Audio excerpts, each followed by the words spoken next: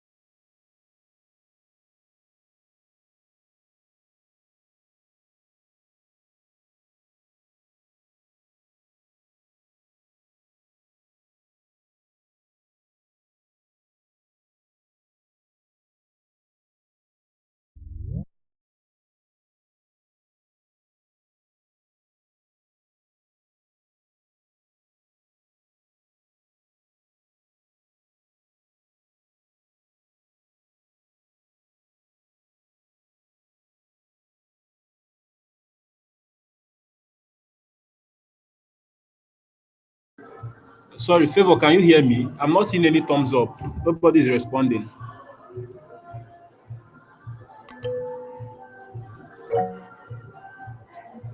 All right. I was asking if you know you did the module 3 and 4, give me a thumbs up for this week's class. If you know you did the module 3 and 4, give me a thumbs up.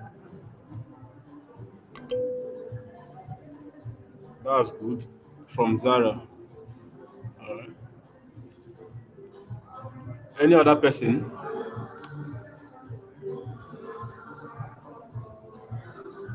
Okay. If you know you did the module 3 only for this week, can I get a thumbs up?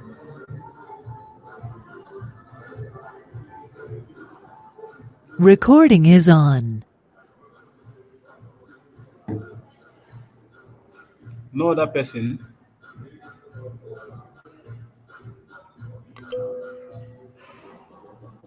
All right. Because of time, um, we are going to get started. And if you have your system, get your system ready because we are going to be diving into some practicals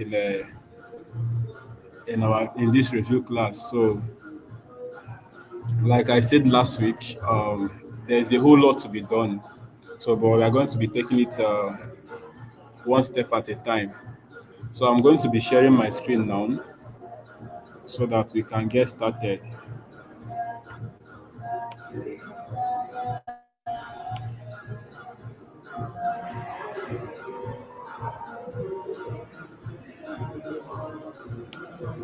So, let me share my screen.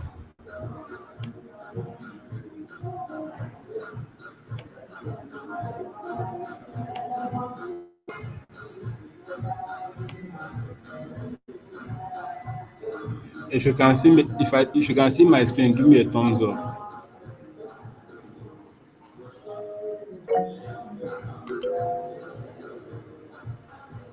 All right. So, all right. Thank you so much. All right. Thank you so much. So, in module 3, we are going to be doing we are going to be learning about the Windows operating system. Windows operating system. So this is very, very important that we all pay attention. And also, if you have to be a professional security operations center analyst, you have to understand how the Windows operating system works beyond the normal knowledge of an individual using his or her laptop. So, and one more thing, there are some things we are going to be learning today for you to be aware of what a SOC analyst should know about. So, because of a whole lot of things we are going to be doing today, I'm going to be skipping most of the theory aspect of it, and I will go straight to the main thing you are going to be learning and what you should have an understanding about the Windows operating system. But first of all, um, From this module, we are going to be learning about the Windows history. If you did your module 3 very well, I believe you should be able to know one or two things about the Windows history, the history of the Windows operating system, and also the architecture and operations explained, ex- eh, explained, you understand? So, and the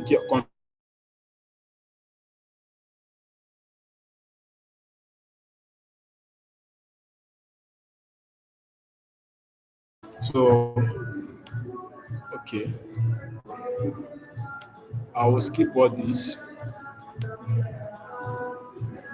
And sorry, let me share my entire screen so that you can follow please.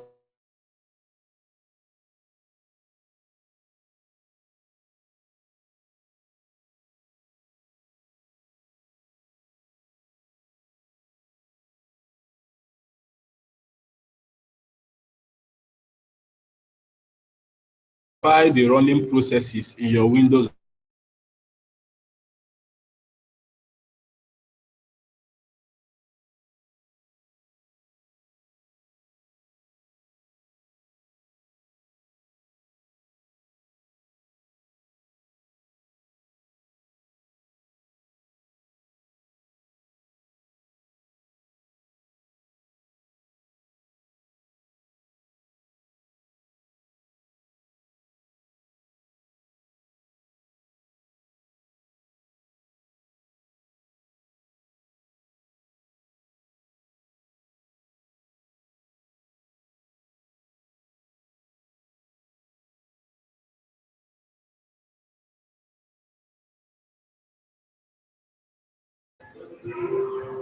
You need to know is that, let's say in your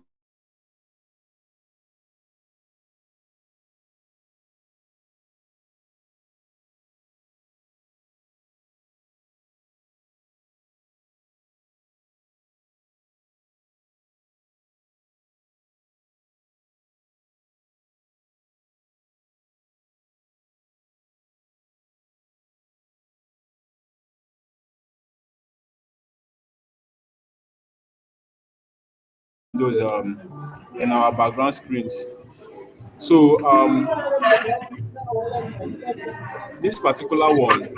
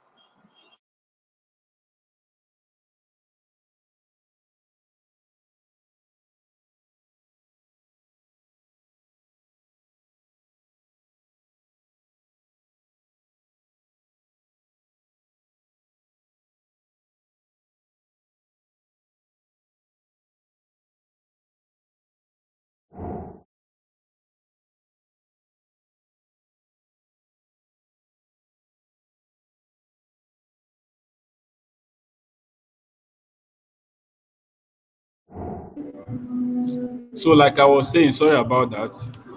Like I was saying earlier, when you open your Chrome browser, a whole lot of things are going on in the background of your PC. And when you want to connect maybe to your favorite website, let me say it for you want to connect your browser to the Apple Store, the Apple website. So there's a whole lot of things going on in the background of your computer. So number one of it is there has to be a three-way handshake. That's the protocol used, TCP protocol, which is transmission control protocol. So there has to be a three-way handshake for the two browsers, both the browser and the server, to recognize each other and establish a connection. So from what you are seeing on your screen now, if you see the protocol is TCP, the local address, the local port, the remote address, the remote port, and also the state. So if you can see now from these ones showing established, that they have completed the three-way handshake. I know it might be sounding off right now, but you just have to know what's going on. With time, you are going to start understanding most of these things. And once you log out of your computer, maybe you close your Chrome browsing, all the tabs that was open, that's what you are seeing on this red, all of them will be disconnected because you are no more interacting with your web browser and also the website that was connected to before. So it is very, very important we know all these things. We are still going to be coming back to this particular section. So this talks about disk operating system. So this particular part is talking about the history of the operating system when it was still the disk operating system, that's the MX disk operating system, before the earlier computer when we now started having all the different kinds of Windows versions. You understand? So that's this part. I'm going to skip all these things. I just hope and believe that you all went through this particular aspect. There's a particular place I'm trying to cover up because I want to go into core things you are going to be doing as a SOC operation analyst. So I'm going to be skipping all the theory aspects in this particular place. But please, I'm going to beg each and every one of us to study this particular theory. It's very, very important. Very, very important that we do. It is very, very important for you to know how you cannot be effective, number one, as a SOC analyst if you don't understand how your Windows operating system works. You don't understand how to find the services. You don't understand how to terminate a service. I don't know if any of us have had this kind of challenge whereby you open a particular document and you are trying to close that document. You are clicking, the red button, cancel, cancel, cancel. The document is, refusing to close. So in that particular aspect, what will you do? There is another way you can go about it, but an average person can complain that my system is giving issue, my system is hanging and all those things. But as a security operation center analyst, you have a way to go about it. You already know how the Windows operating system works. You know how to fall back to the basic things you need to do when the GUI, which is the graphical user interface, fails. You know how to manipulate it. You know how to close those programs. So, like I said, I'm going to be skipping the Windows 7, the different versions of the operating system. So, if you have not gone through this particular part, please do well to go through it. It is very, very important that you have that knowledge. Very, very important. So, like we said here, this is the Windows GUI. What does it mean? Graphical user interface. Let's say, for instance, your recycle bin, you can see it, you can be able to click on it without without you not needing to type any command line. So you can just interact with them directly. Let's say for instance you want to, like this particular module now, I just have to go to Google Chrome and type it. I can interact with the bars. I can decide to navigate through the resources, do whatever thing I feel like easily without any stress. So that's what it means. So you can see your task bar. Those are the things, the notification bar. So those are the graphical user interface in Windows. So, and the difference between the graphical user interface and the CLI is the other one is you have to like type, is a command line interface. You understand? So you have to type in whatever thing you want to do. Majority of the things you'll be doing, you have to like type them in, and you have to be very, very accurate while doing so. So you can customize it to your various colors without any. You can open your image, you can go to your videos, you can go to your image, you can go to your downloads easily without having to do anything. You just go straight to the place and get your document or your folders. Just like the example said there, if you can see from the screen, You can click, maybe you want to open a particular module, you can right click on it and you see all other options without needing to type anything. So you can just navigate to that very option and open it, and that's it. You can be able to have access to that particular module. So also, I want us to know that the Windows operating system are open to a whole lot of attacks because vulnerabilities can rise from different ways. You know, this operating system is being written on lines of code, and before they were able to get this operating system, there are millions and millions of lines of codes, millions of them. So it is very possible to have a bug. It is very possible to have a mistake, maybe where the programmer or the coder is supposed to put dash, the person mixed it, maybe on the syntax or the semantics. A little problem can cause a bug or a flaw and can make the system to be very weak. I hope you are following. If you are following us, please can I get a thumbs up? If you are following, all, all right, thank you so much. All right, thank you so much. So it is very important that we are following these things because it's very important, very important. So as a security operations center, you have you have you have a lot of issues from virus to malware to, we have a whole lot of them, to key loggers. We are going to get into all these things, and also there are ways you can be able to protect the Windows operating system. As we all know, it comes with a default Windows Defender. So this helps to fight malware and viruses, to protect against them. So it comes by default and it's been enabled. So that's why most of the times it is not advisable to turn it off for any purpose or any reason. So, and also there are many services that run behind the scene. So it is very important to make sure that each service is identifiable and safe. Remember, when you are studying this course, I don't want you to do the course like you are studying any other average course out there. You are studying this course as a security operations center. That's the mindset you should have. You are already a security operations center. If you are currently on this meeting, on this review class, you are a security operations center analyst. It is very important that you have this mindset. If not, you will not get the best out of this course. So see everything you are studying as part of what you are going to be doing in your various positions when you start working as a security operations center. It is very important that you understand this. That's why you have to pay key attention to each and every module. Make sure that you get out something from each and every module, especially the foundation for anything in cybersecurity is for you to be able to know how the system works. If you don't know how something works, you will not know how to protect it. You will not know how to handle it very well. So it is very important you understand. You have to understand how the Windows operating system works. What are the challenges? What are the challenges you might encounter?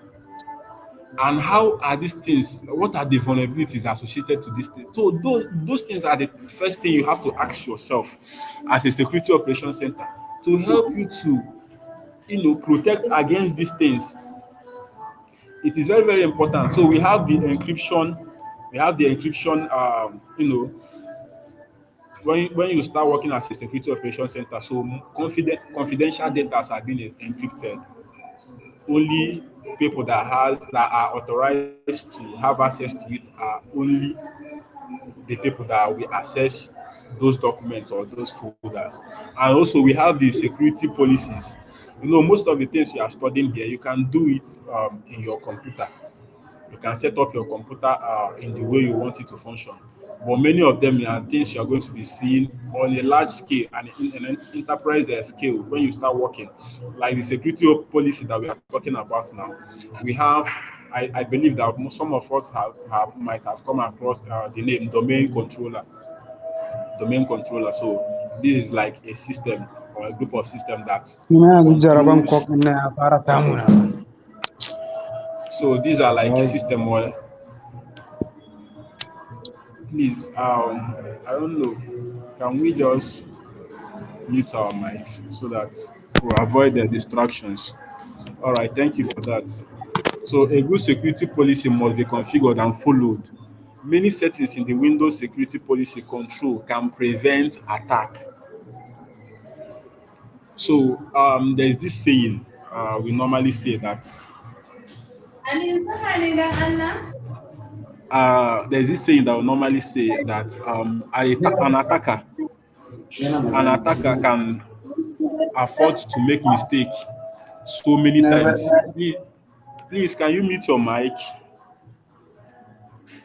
Please, I will I've done appreciate. that. I've done that. All right, thank you very much.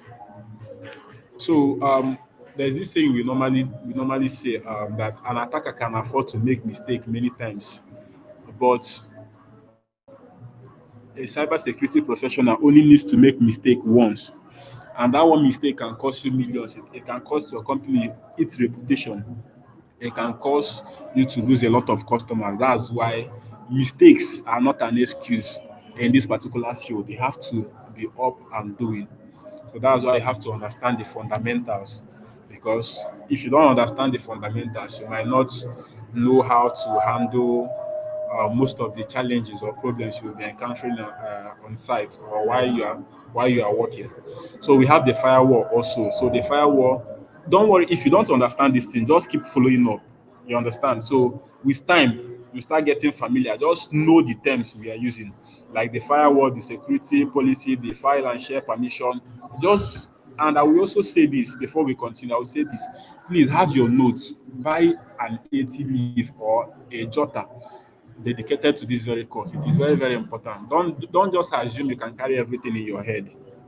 There's a whole lot of things to learn. You cannot carry everything in your head, I can assure you. So be writing them down so that you will be familiar with these things that we are mentioning, the firewalls, the security policies, because those are the terminologies, the terms you'll be using while working. You understand? So by default, the Windows uses Windows Firewall to limit communication with devices. So what the firewall does is to limit. Let me give an instance in a network. Let me say in the banking sector now. So the firewall filters, the services that are meant to be running, maybe the ports, the IP address that is meant to be running on the network.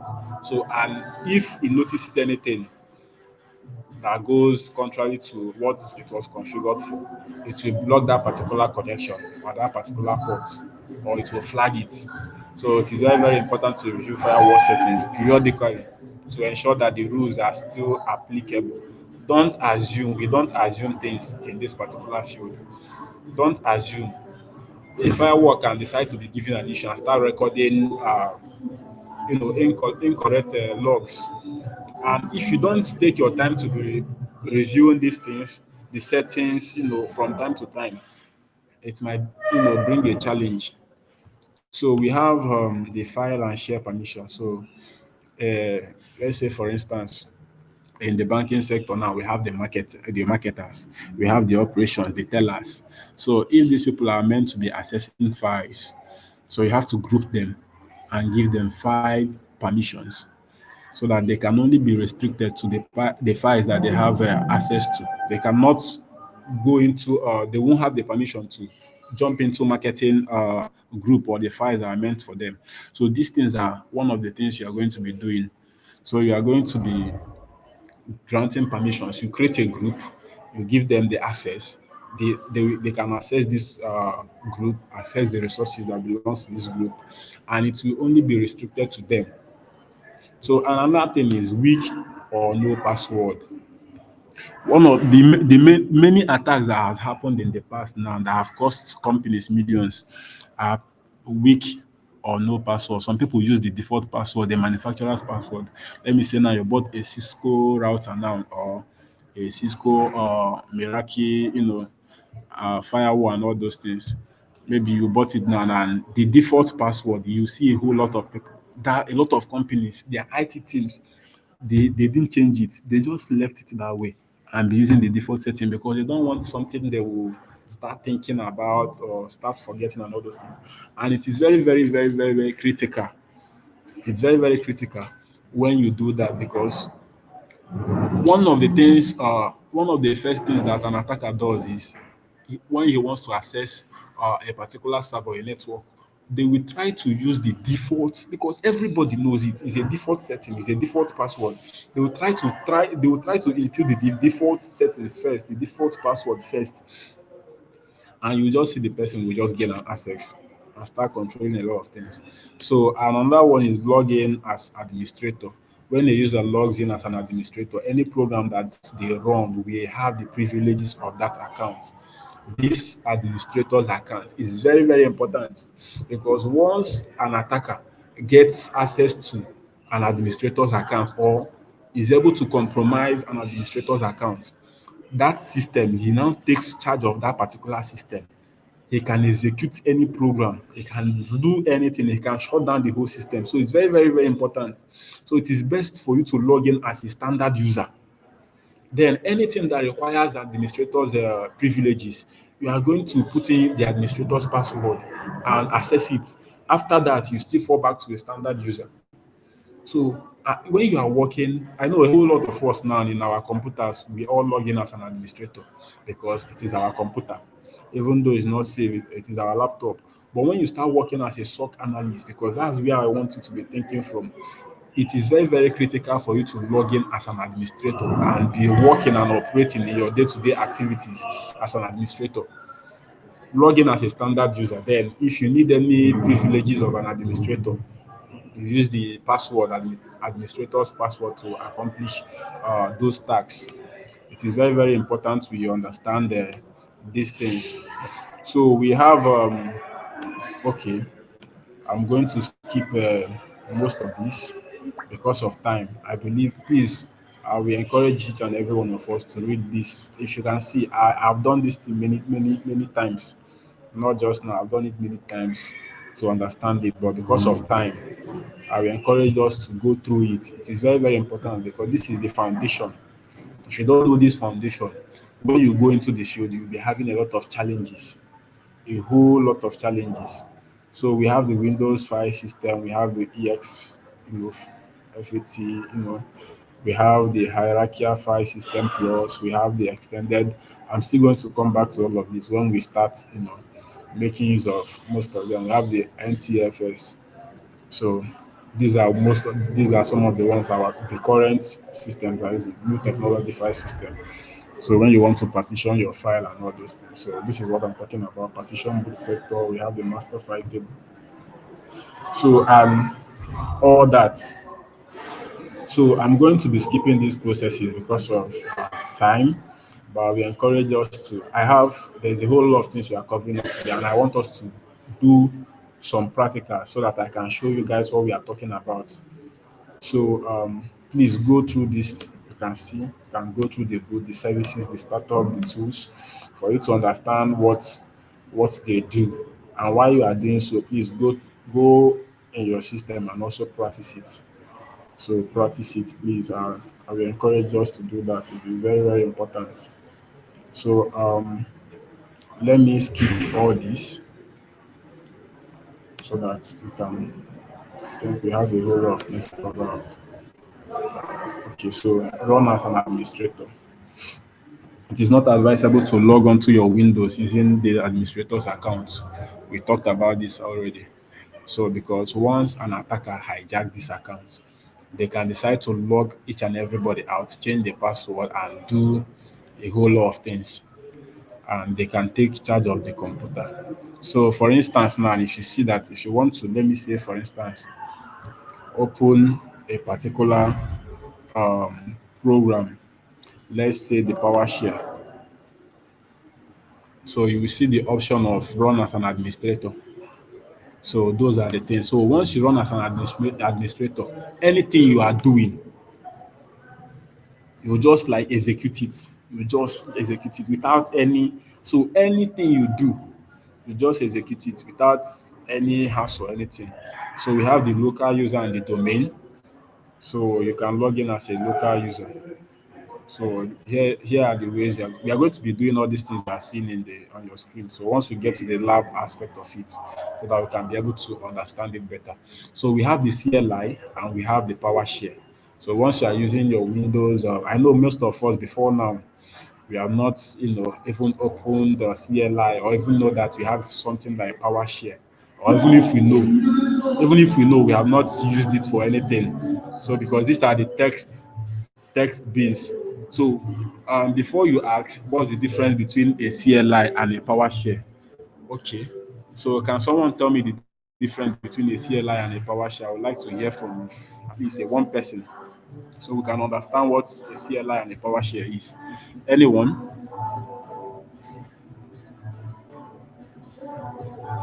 Anyone?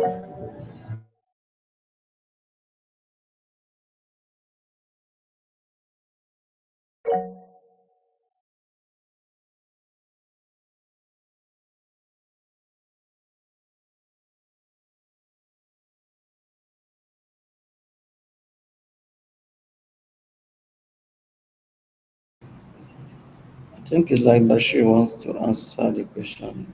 You can mute your mic, Bashir. Okay, good afternoon. So CLI stands for Command Line Interface, and is Anyone? can you hear me, sir? Can you hear me?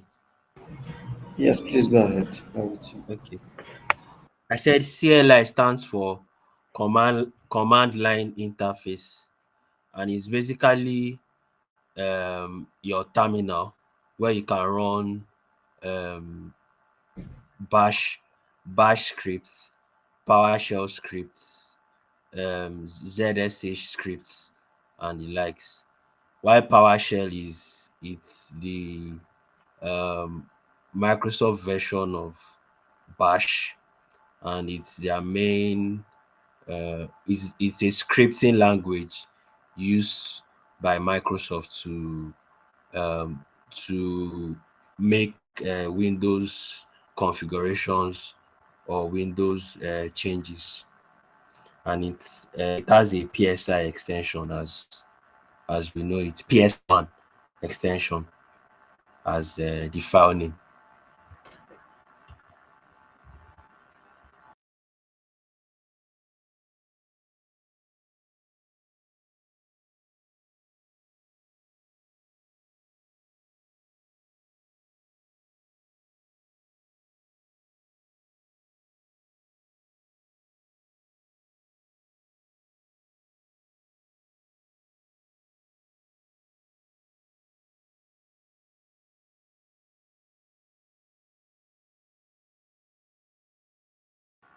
I don't know if you got me or if I'm wrong.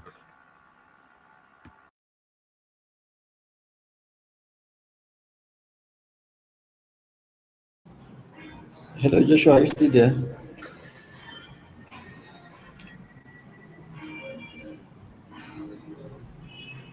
I think he's no longer here. Can anyone hear me? I can hear you. All right. We can Sorry hear about you. that. All right. Sorry about that. I had a network challenge. All right. So I'll be sharing my screen again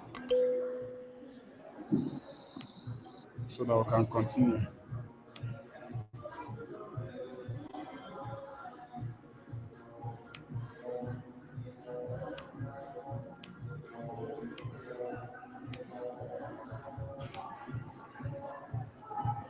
All right. So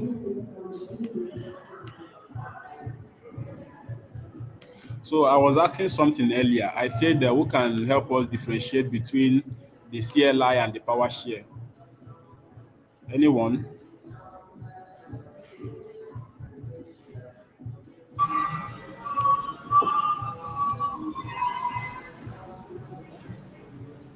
Anyone?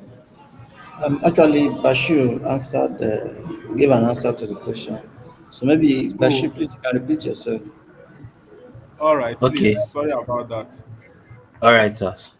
I said CLI stands for command line interface, and it's basically what we know as your terminal, where you can run scripts depending on the operating system.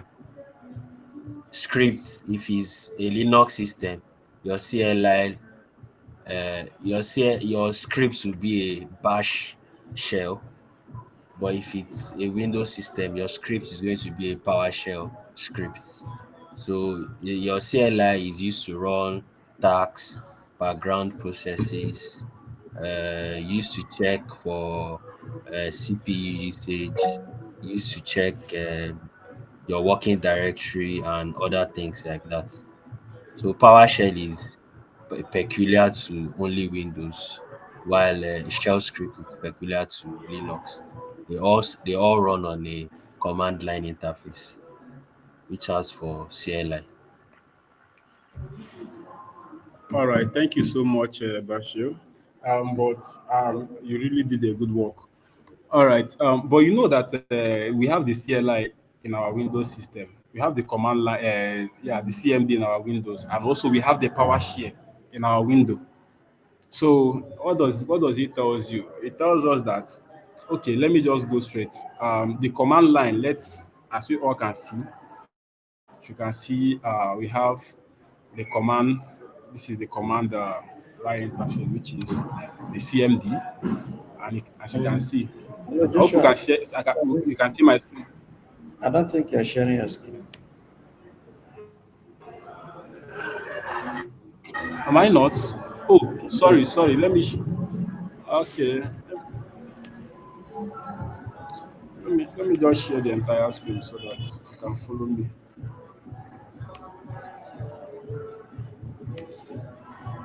Okay. Can you see the screen now?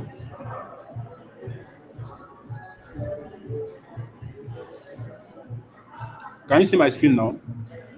No, Yes, we can see your screen. no, I can't. All right. You can see the CMD I just opened now. Can you see it? Yes, we can.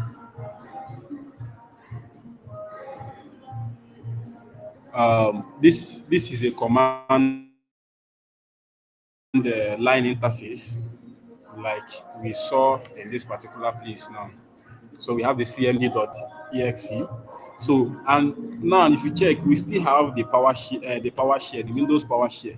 So why do Windows PowerShell now Windows have the PowerShell and the CLI?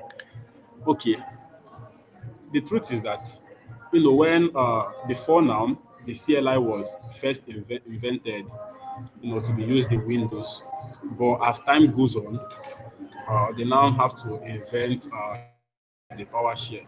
So the PowerShell has more features. It does more automation. It does a whole lot of things than the CLI. So the CLI is limited. It has a dead, possibility of what you can use it to do. But the Windows PowerShell is like a new extension of that. So you can use the Windows PowerShell to do a whole lot of things that the CLI cannot do. So if you can see very very clearly here, you can use it to do a whole lot of things here. So, but the PowerShell is now like an advanced one that with the Windows created. So, but they decided to leave the two of them there since it works hand in hand. Okay, so that's the difference. But from what Bashir said earlier, um, when you go to the Linux, you will see that the Linux has a terminal where you can make use of, and most of the times that's what you normally use to work. So we have the Windows management instrumentation. So we are still going to come back to this. I believe that we all read the Windows management instrumentation. I'm still trying to get into the main thing. We have a lot of things to cover up. So I'm still trying to get into the main thing. So please, if you have not gone through this, please go through it and follow due processes, because I believe this was fully explained from the theories, from the write up and everything. It was fully explained. So, All right, so we have the net command. Windows has many commands that can be entered at the command line. One important command is the net command, which is used in the administration and maintenance of the OS. The net command supports many sub-commands that follows the net command and can be combined with switches to focus on specific outputs. So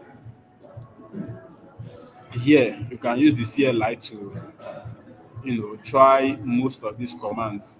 So you are going to be doing this. You are going to be making use of the CLI and the PowerShell very, very, very well once you start working, because that's how you get to create account. It is very, very easy. That's how you get to create your accounts, create maybe users account, people in the marketing team, people in the IT team. So those are the things you do there. Just like here, let's try one of these commands so that you will see what I'm talking about. So the net account. Okay, let's try to view processes running. Let's do net.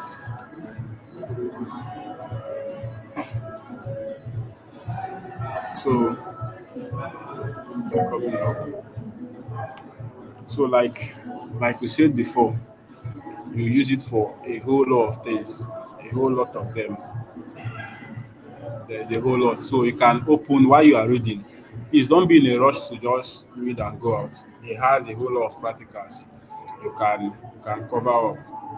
So you can you can go through this and then test it and see if you have any question you can ask.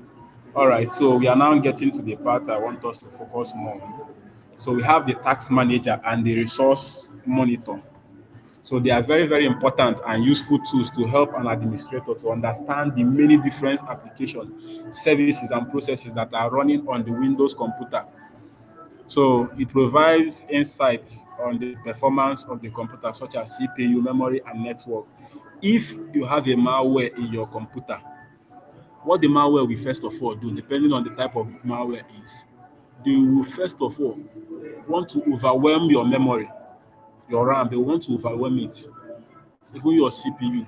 So some of them will be creating automated tasks just to eat up the services and the space in your memory. So by doing so, your computer will end up crashing down. So depending on their intention.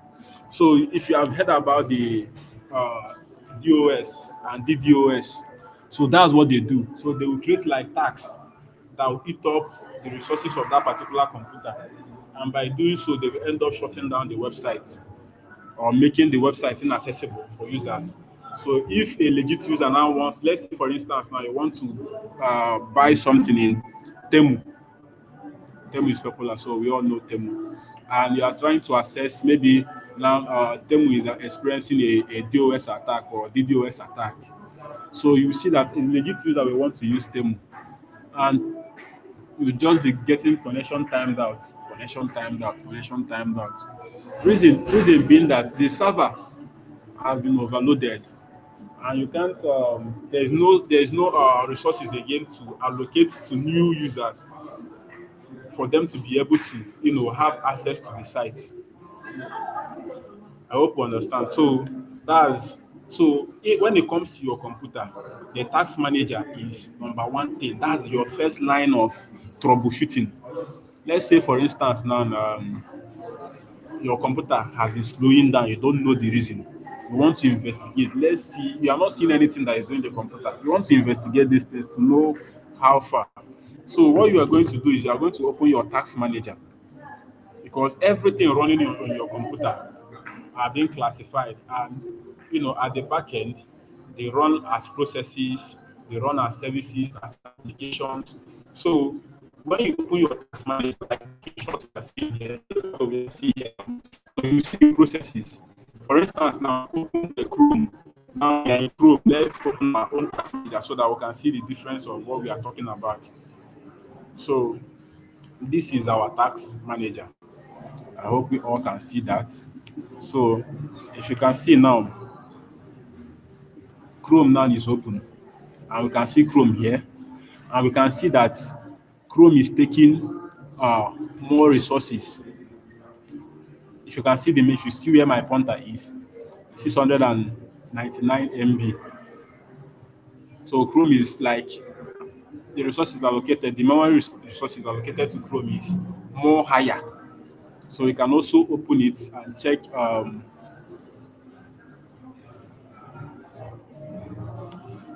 it in percentage. So you see that it's consuming 49% of the memory resources. 49%. So most of the times, when you have maybe a malware running on your computer, or maybe your system is running a whole lot of processes that you are not even seeing, but you just notice that your computer is slowing down, or most of the times, your computer can be hanging and be writing maybe one particular page is not closing. Not you have done everything, you have clicked the normal delete button we normally use as but now you are not a normal user, you are a cybersecurity professional. So you see that you find it difficult to close it. So you don't have to stress yourself. You just uh, come to your task manager and just close it. Let's say for this instance, now you can see my WhatsApp is open here. So, but when you come here and you end the task, you see that the WhatsApp is no longer available. So this is the fastest way you can be able to do this. We just close it. So you can also check the performance. You can see the performance. You can check the CPU, which is the central processing unit. You can check how it's going. You can check the disks. You can check your memory. So you can check app history. You can check your startup app. Most of the times, once you turn on your system, you see Opera Mini will just jump out from nowhere and open. You didn't even ask Opera Mini to open. Some of them, the Windows, most of these other softwares, or sometimes you'll be asking yourself how. Just once you open, it will just like if you have had a WinScribe. It normally does that. Once you open your system, WinScribe will just pop out from nowhere and open. So you can come here and disable it. So you can see that Microsoft Edge is enabled. So you can see these ones are disabled. So this Opera Mini normally does that. So I have to disable it from here.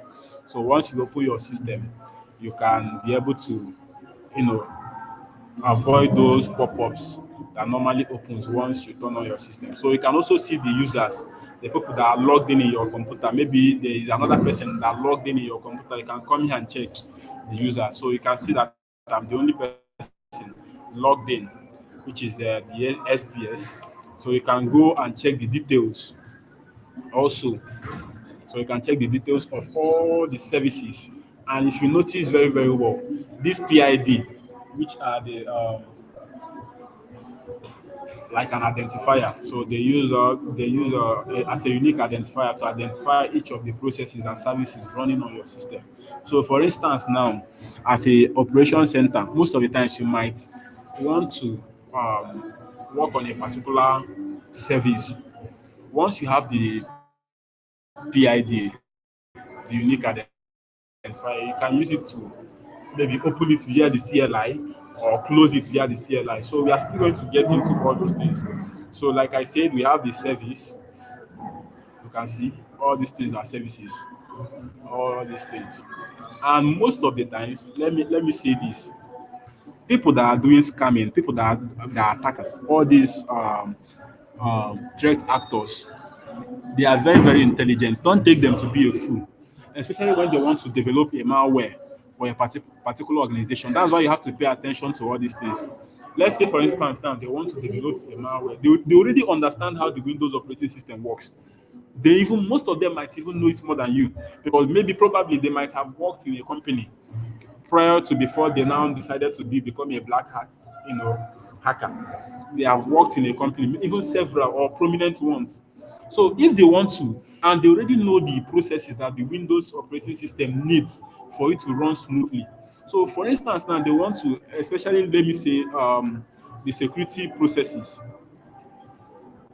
So they know that for a Windows operating system to work efficiently, there are some processes or services that needs to be running on the background. You don't need to see them, but those are the things that helps for um, for you to navigate your system or do whatever thing you want to do.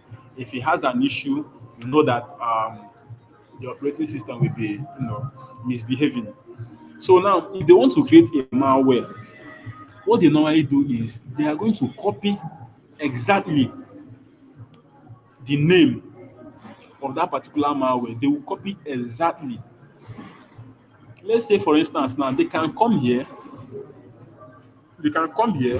like this software protection now, and decide to, and they will name it the same thing. Maybe in their own now, you will now see SPP, SV. Instead of C, they will use D. That's how they do. So, and if once they access a computer or a network, they want to like remain in that particular system. So they won't want to go out. So they will create a backdoor. And how do they create that backdoor? They are going to create a malware or a reverse connection. We are still going to get into all these things. So if you are not understanding now, just follow suit. Once we get there, you are going to understand all these things I'm saying. Just listen. So they are going to create a reverse connection that will connect back to their PC. And I will say this, for an attacker to be successful in his or her attacks in a particular network or organization, they have to be on the same network before you can be able to do effectively whatever thing they want to do. So that's why they use social engineering attack most of the times. How do they do it? Maybe for instance, now you are the kind of person now you are working in the CBN as their IT personnel. So you are the kind of person that like posting, you post your tag, your work tag online when where you are at work. Maybe you have your badge and you snap a picture, everything is showing. Or you snap a picture whereby your motor, your car, your plate number, or you are the person that you leave your phone number in your social media, you leave your email in your social media. What they do, I'm telling you now how they are able to succeed in most of the attacks. So normally what they normally do is they will do a recon on you. They will do a recon. So at the process of doing those recons, they will be able to pull out tangible data they are going to use.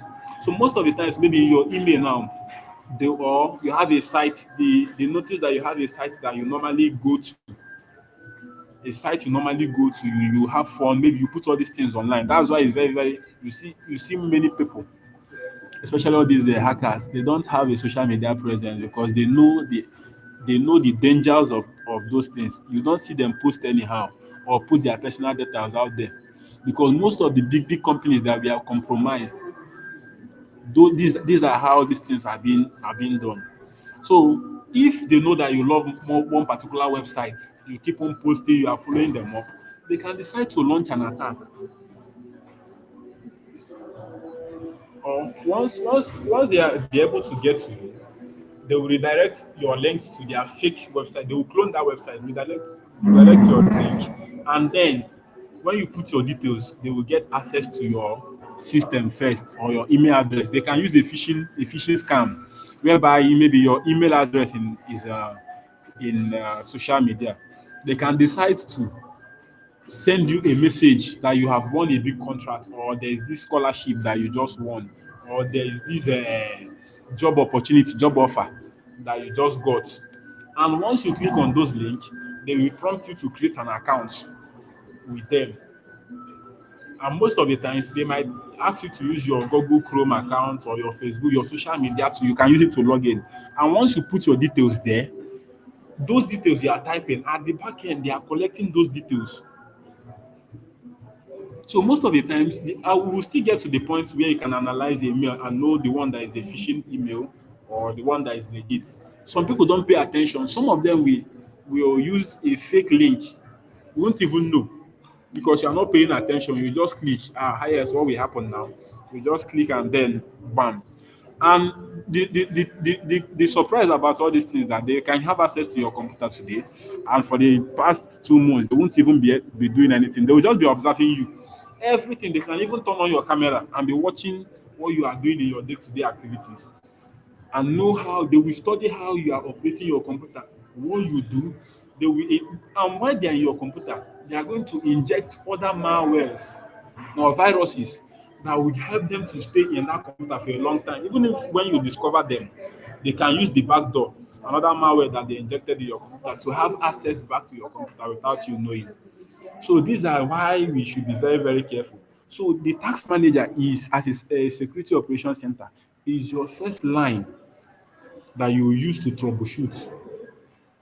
Your first line, the task manager, because it shows you the things that are going on in your computer, in your system, in your network. So the processes list all of the programs and processes that are currently running, display the CPU, memory disks, and network utilization of each processes. This property of a process can be examined or ended if it is not behaving properly or has stalled. So you have the performance, a view of all the performance statistics, provides a useful overview of the CPU, memory, disk, and network performance. So please, we can go through all these things, and like we said before, we have talked about it. We have the startups. So the startups are the critical services that needs to come up once you turn on your system. So they have to start running for the operating system to start functioning. So you have the users, all of the users that are logged on to the computer. So that's where you will see it. Although some other things, advanced cyber threat actors, they have other ways that they can hide within processes or within applications that you find it very, very difficult to get them. But there are other ways you can also do that. But in the basics, these are the things. So you have the services, you have the resource monitor. So this is like an extension. You monitor what's going on in your laptop or your computer, just like the task manager. So those are the things you can go through all these things and get familiar with them. So we have the networking. So this is very, very important. Networking. You cannot do anything without networking. You see, Windows fundamental, Linux networking. You have to sit on it because everything you are going to be doing is based on your knowledge with this. Very, very, very important. So read this through, and please always take notes.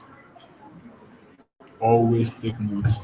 Like myself, I do a lot with this particular networking. Network and sharing center. I do a lot. Configuration, putting IP address, the gateway, um, you know, I do a lot with it. So you can go through your computer and check this out. Know if you are connected with your Wi-Fi, it will pop out in this particular place. If you connect directly to maybe a RJ45 cable, it will still pop out here. So there's a whole lot you can do. So we have the NS lookup and we have the net stats. So the NS lookup is maybe you want to troubleshoot, you are having a network issue, you cannot access Chrome. For instance, you are trying to access Chrome, so you can use NS lookup to look up the website and see if you can connect to it. So that's why it's very, very important for you to have the knowledge of the CLI. Once you'll be using it a lot, you can use it to troubleshoot network. Maybe in your organization now that you'll be working for tomorrow, maybe the marketing team they said, I cannot access this particular server that has these resources that I need for my day-to-day activities. What do I do? So most of the times you will do the graphical user interface and you might not get hold of it. Then you have to use the CLI. It is very, very easy. Also, you can use it to configure.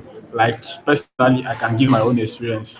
I was trying to configure a particular computer in my company. So, and I've tried.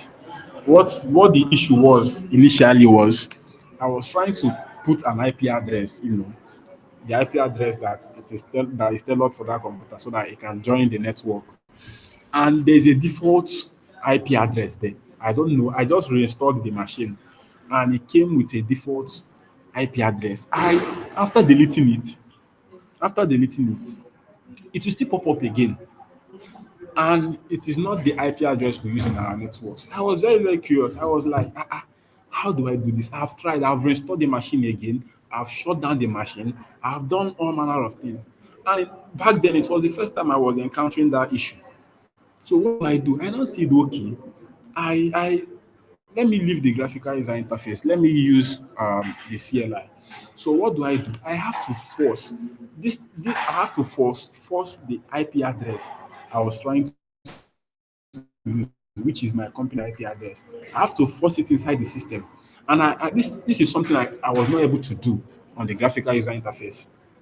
But due to the knowledge I have with the CLI, I have to force it to give it that IP address. And it took in because if you communicate with your PC using the CLI, you can do a whole lot of things.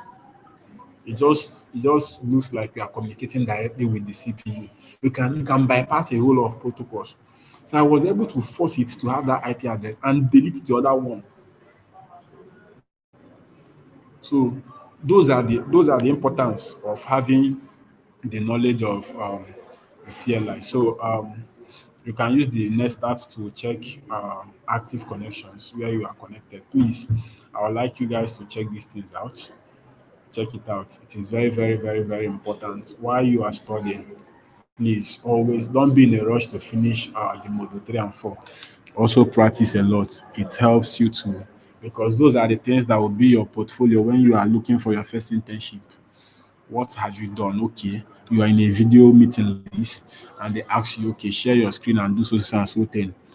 Those are the things that will speak for you. So don't just study, but also follow suit whatever thing you are doing. So we have the SMB. So these are the protocols that will help you to share network resources online. So just go through it and read it. You have the remote desktop connection, So if you want to connect remotely to your system or to another system, so this is where you come. But provided two of you have to be in the same domain, or you have to enable the clients from the other system before you can be able to do that. Remember, you cannot do anything without being on the same network. Even an attacker knows this. So that's why the first thing they do is social engineering attack. They can do when we talk about social engineering attack, we'll still come to that. We have different kinds of social engineering attack, and one of them is we have to get in, we have phishing, we have the one you will go and meet the person. There's a whole lot of them. So when we get to that, we'll still see how they are able to perform these attacks. So they can even be having a discussion with you. Their main aim is to, you'll be thinking that they are your friend, but your main aim is to collect information regarding your company or regarding yourself. Because if they know that maybe you are using the company's laptop to work at home, if they can be able to compromise that network, once you go back to your office tomorrow, and once you connect back to your office network, they will have access to the network immediately, and they can penetrate from your computer to another computer looking for an administrator's account. And once they have access to it, that's the end of everything. So you have to be very, very careful while you are doing this. So we have the Windows Server. So read this up. So we have the network services, the DNS, the DHCP, the terminal service. So we have the file service, like I said, the SMB, we have the NFS, and we have the HTTPS. So we have the management, the group policy, and the Active Directory domain service control. So like I said, this domain control now is a system. Let's say, for instance, you are working in a bank. You see all the laptops in that bank. You see all their ATMs, all of them are connected to the domain control. So what they do is they pass in any security feature they pass from that domain controller. All the systems that are connected to that domain controller will inherit it. Every security policy, everything they do from there. So they will just click and everything will inherit it. So okay, I think this is a lab here. Let's open this lab and see if we can do something. So they say that in this lab, you are going to create and modify users' accounts in Windows, creating a new local user account, review user account properties, modify local user accounts. So if you did this particular lab exercise, can I see a thumbs up before we continue? If you know you did it, please don't lie, yo. If you know you did it, can I get a thumbs up?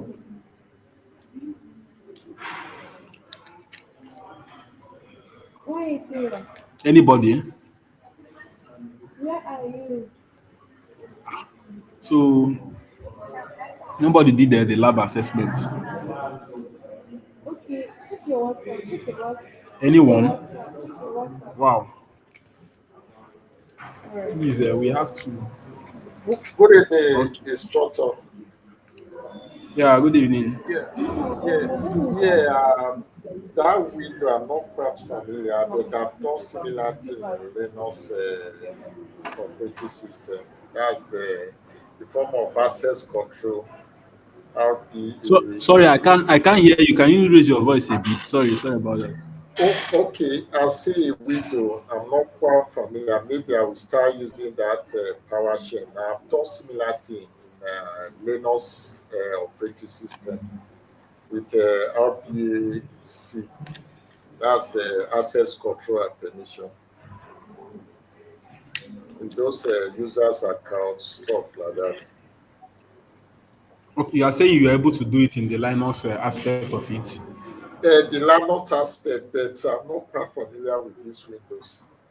Because there's one I was trying to do on Windows. They were taking me to Azure, something that I should sign up, all those stuff like that. And I also, okay, let me pause it. Maybe I'll come back to that later.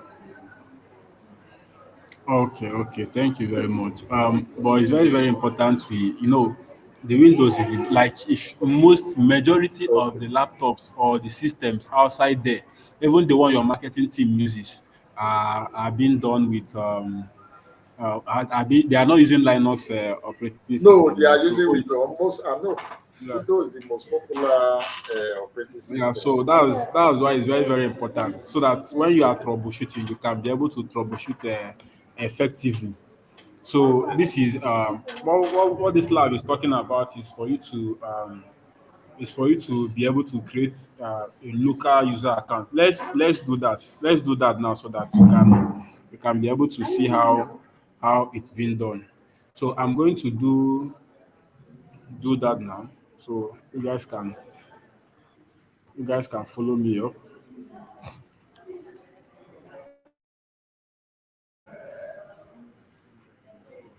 I hope you can see my screen.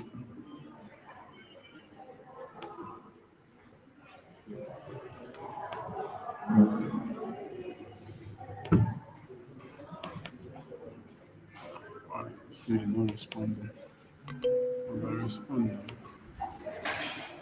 Alright, sorry. Don't know why it's not responding. Alright, so there are different ways you can create this. What I'm doing now, there are different ways you can do that. But I'm trying to let me just do it for because of time. But if you follow through the lab process, they will tell you there are another way to do it. So, but what we are trying to achieve is okay.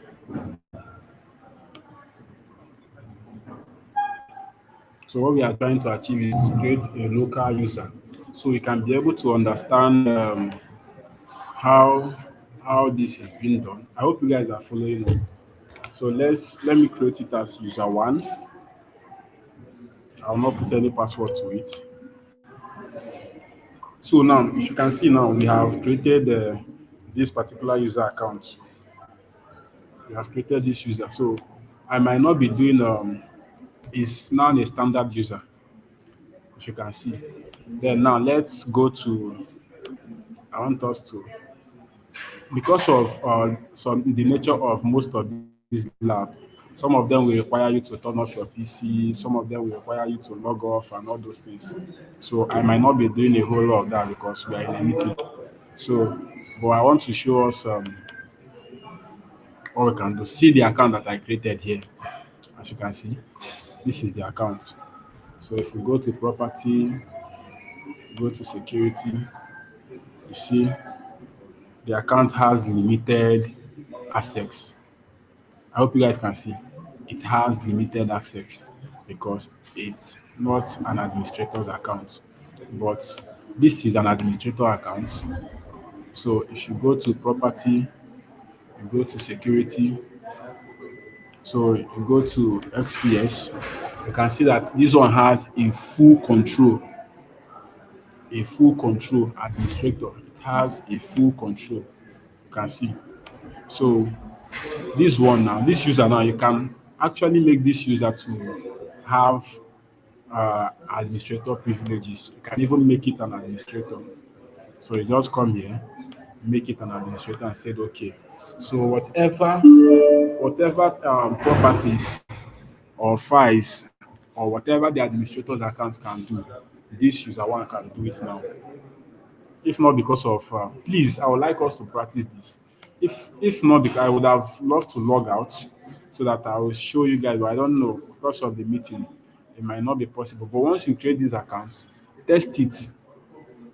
Not like you are logging out of your computer, but you'll be logging out from this particular account and you try to use the user's account to do. Just follow the due processes here and you will get it. Then if you have any questions or you encounter any problems, please reach out to me on the WhatsApp group. So I want us to be doing that in a weekly basis.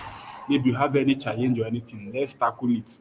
So today we are going to be installing the virtual machine. I've seen that everybody was complaining about their challenges installing that. But please follow these due processes to do this. If not because of the login, I would have wanted us to practice it. So you can be able to see that with the user account, you cannot access many functionalities. There are some privileges you will not have. But with the administrator's account, you can access anything at all. Anything at all. So that's it. So you have using the Windows. Sorry, sir. Sir, I wanted to ask a question. As a network administrator, this one, I think this you are using a graphical user interface. So I would want to see where we can use the PowerShell to create that or the command prompt on Windows.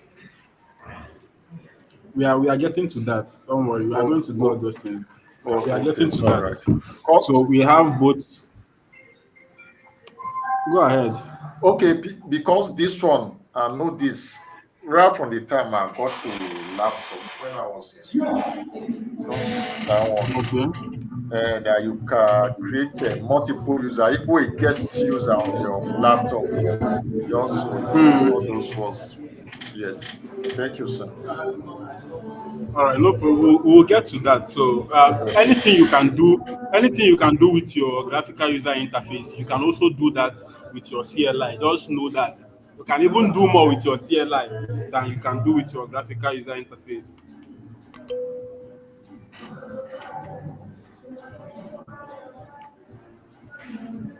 I hope you understand. Yes. So Thank you so yeah, much. so no problem. So we will get to that Okay. definitely. Okay. Thank So you. you are going to use the net command. Those are I think we even that's one of the things I was trying to tell you at that time. I think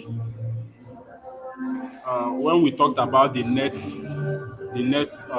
user, the Okay. net command. Those are one of the Okay. things. That's why I say that each and everyone should try to.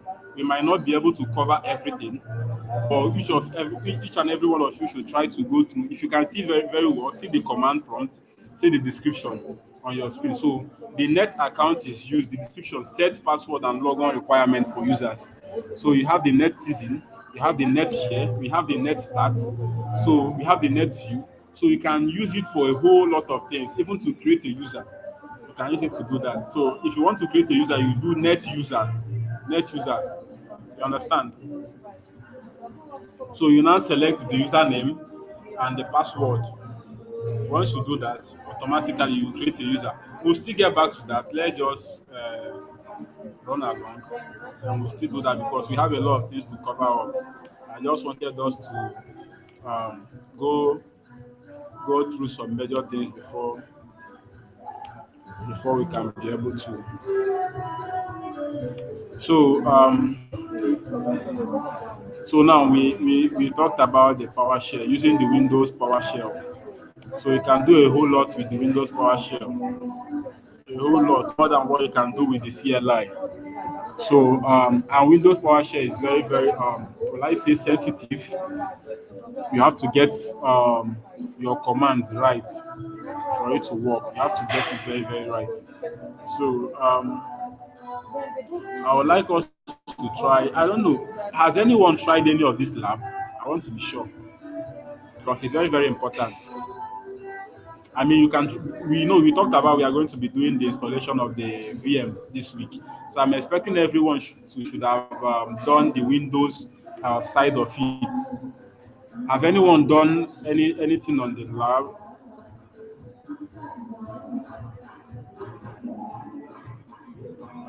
So, nobody.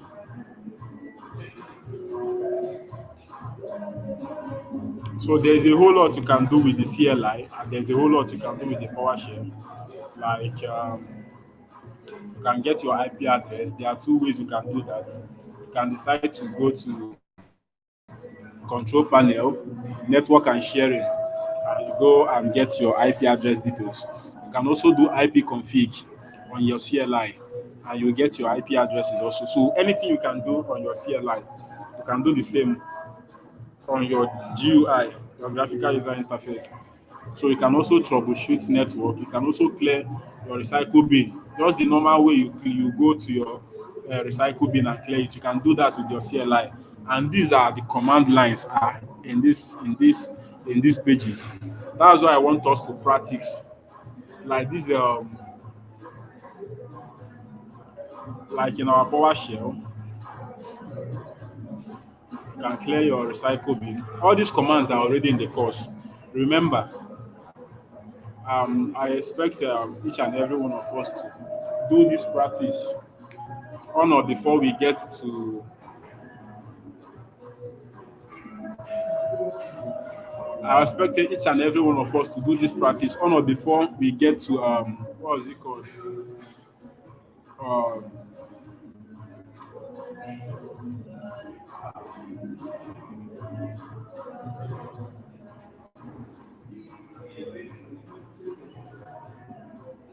sorry about that.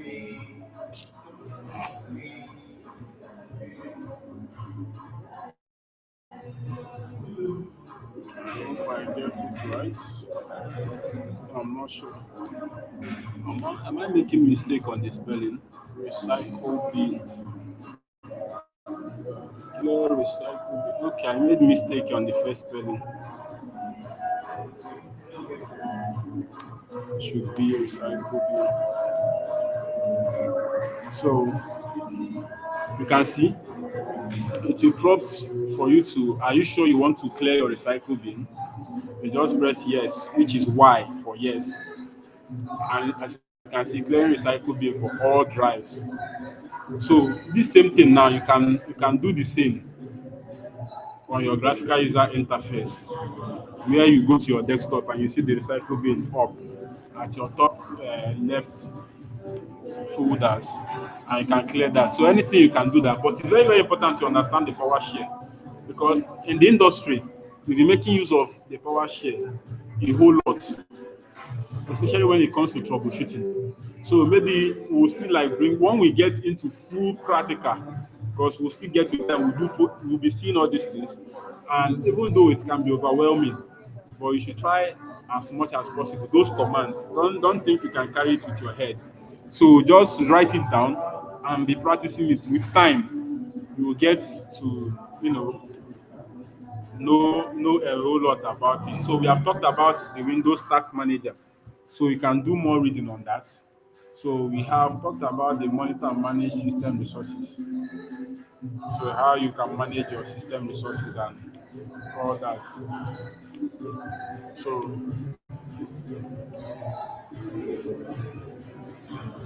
So the next start command. When malware is present in a computer, it will often open communication port on the host to send and receive data.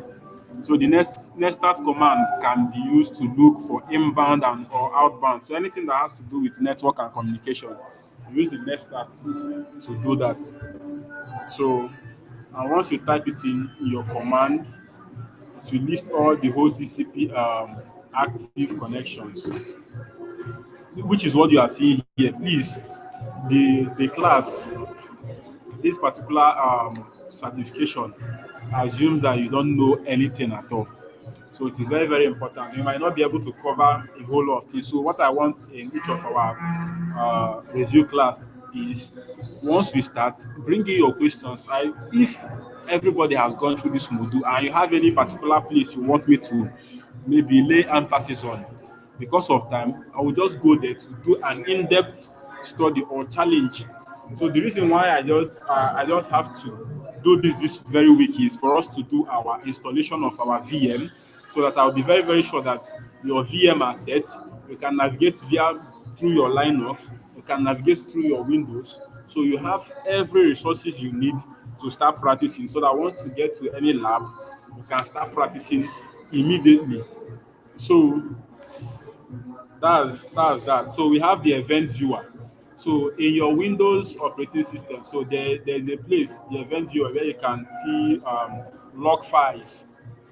So you use these particular things for troubleshooting. As a normal individual, they don't know about all these things. But as a security professional, that's where you need all these tools for you to be able to troubleshoot. Let me say, for example, now you are trying to open a folder or a document or a service, and it keeps on flagging error, recommending maybe you go to event viewer or check. You use because of that, and troubleshoot further. Open the event viewer.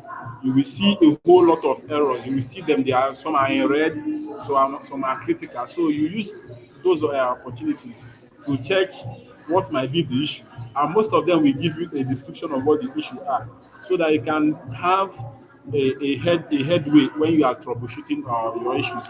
Everything going on in your Windows operating system has a record. That's why most of the times people into the cyber threat actors, they normally catch them, because once you access a computer, you cannot access any computer without keeping logs. We call it a digital footprint. So there will be folders, there will be like traces of you coming in.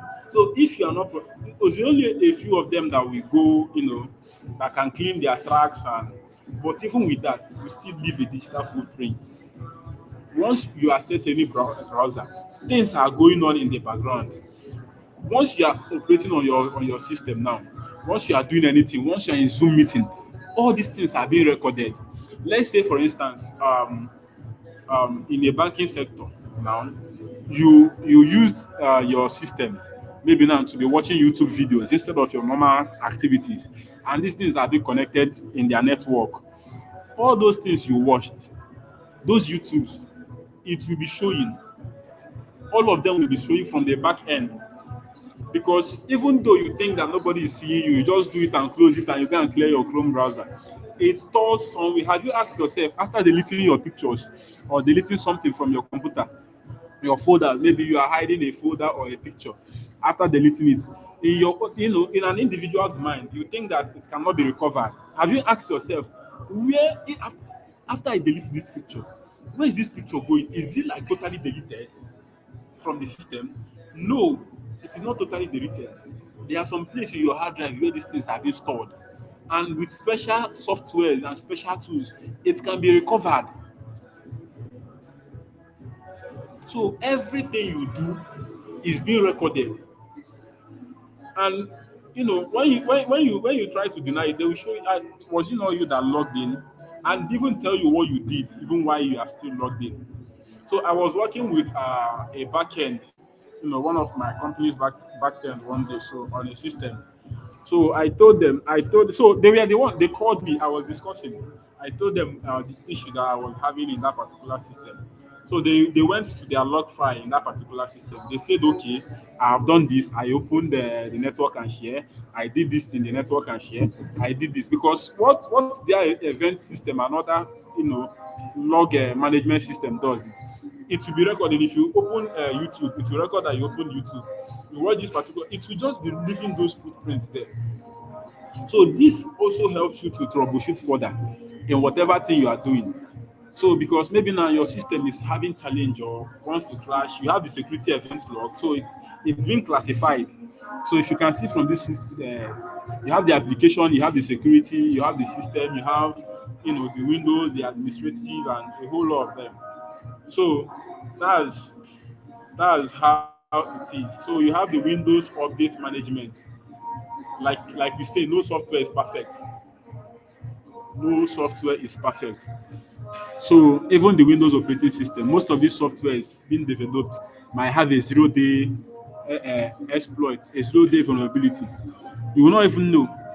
The company won't even know about it. Maybe after for years they have been using this software until maybe a professional threat actor, decides to investigate and exploit it, and that will become a big news of the day. So that's why updating, making sure that your softwares, your applications, when you are working in this particular, even in your own personal computers, they are up to date.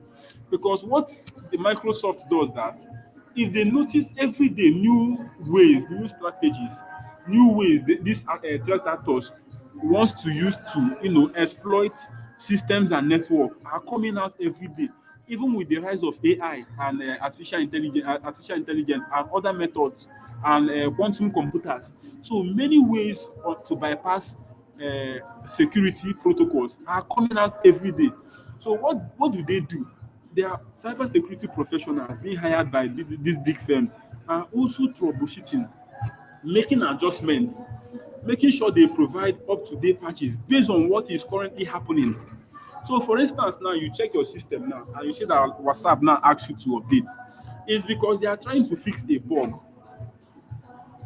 They are trying to fix a bug. It can be a bug maybe in the way your WhatsApp works. It can be a bug based on maybe there's another malware there outside there that can exploit. So cybersecurity professionals now will come in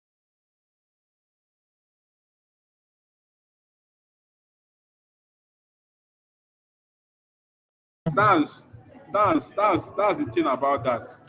So that's why it's very very good to make sure that your software are up to date.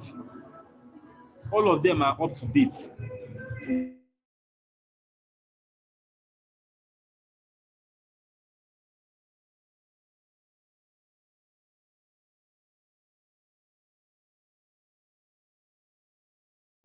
So that's why you have to keep your softwares, your applications up to date. And I can tell you for a fact, many of these big companies that many of them that they still run on old systems. They still run on old systems. I can tell you.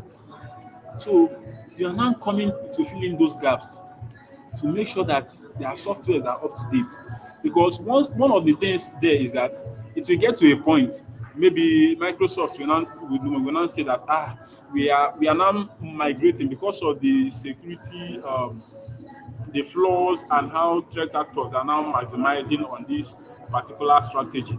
We are no longer supporting Windows 7. Everybody should move to Windows 10.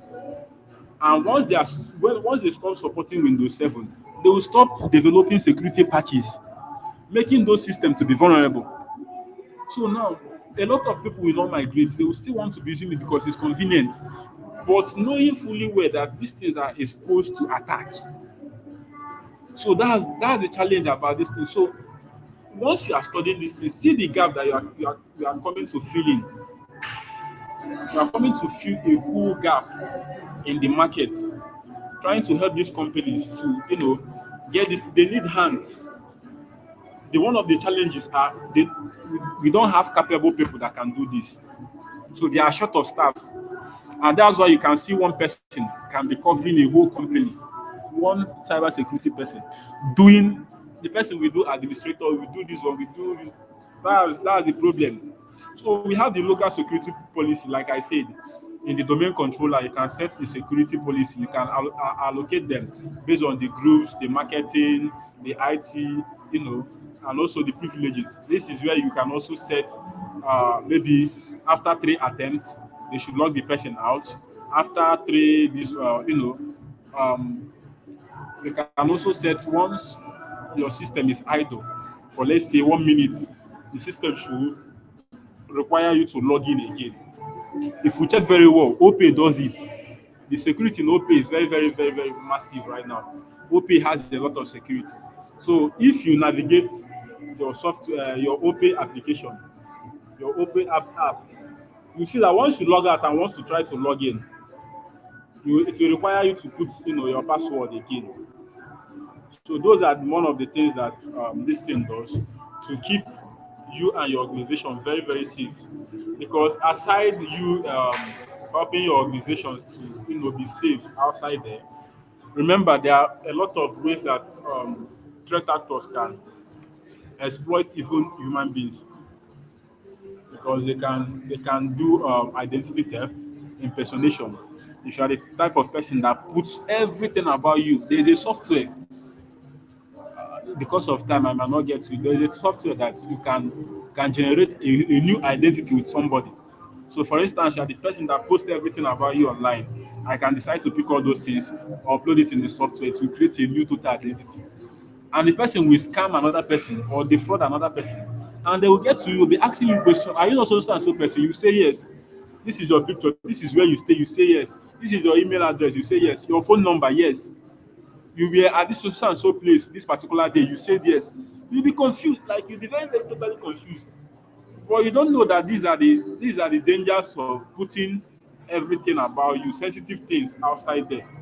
So we have malwares, which includes the virus, the worms, the Trojan horses, the keyloggers, the spyware, and the hardware. So these are different malwares. So we have the keyloggers, whereby anything you type in your computer will be recorded. We have the spyware, they will be recording your screen even without your knowledge. So we have the hardware, where they use advertisements, all these pop-up ads. You see pop-up ads will be disturbing you, be popping out in that particular website on your system. Everywhere you be seeing pop-up ads. So they can go to a website and create a malware and hardware to be coming up like a pop-up ad disturbing you. Sometimes if you can even click it, it will direct you to another website that you are not meant to visit. And that's it. They can steal your information from there. So that's why the antivirus protections are being made, hardware protection, the phishing protection, the spyware protection, and all those things, so that they can be able to filter it. So that's why you make sure that in your Windows Windows security, that these things are not being turned off. It is very, very important, because they use a predefined defined template or signature to monitor already existing viruses outside there. So why maybe now you want to download a software, so they will use that pre-made signatures to check if that software is has virus in it. So that's why we have the Windows Defender. We have we have both the private network and the Windows Defenders and all those things. So that's it. So you can now do your tests. So we have the Linux. Because of time, we might not be able to do a whole lot. So I would like us to install the virtual machine right now. I've seen a lot of people have challenges. They talked about it. They tried installing it and they're having one issues or the other. So if you can see my screen, you see the resource. This is where you get to download your resources. So if you can see, these are the ones they use for this particular course. So you have the cybersecurity lab, you have the cybersecurity lab.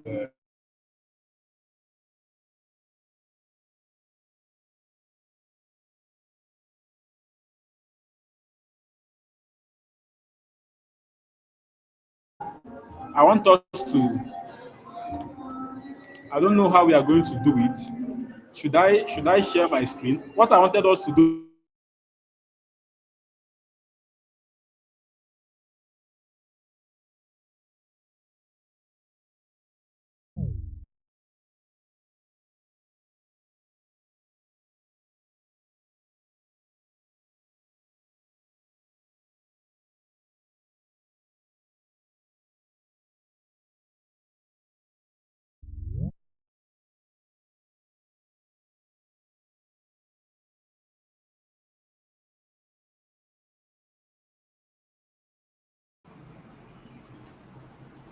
Hello, Mr. Joshua, you still there?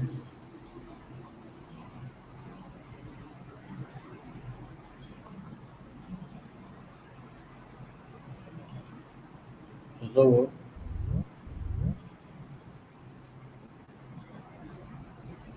That I keep having a network issue. So let me share my screen again.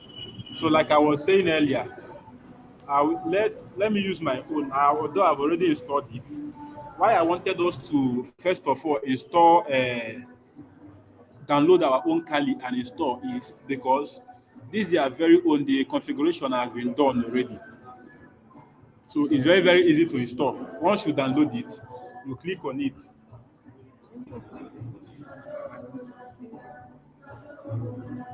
So this is their own.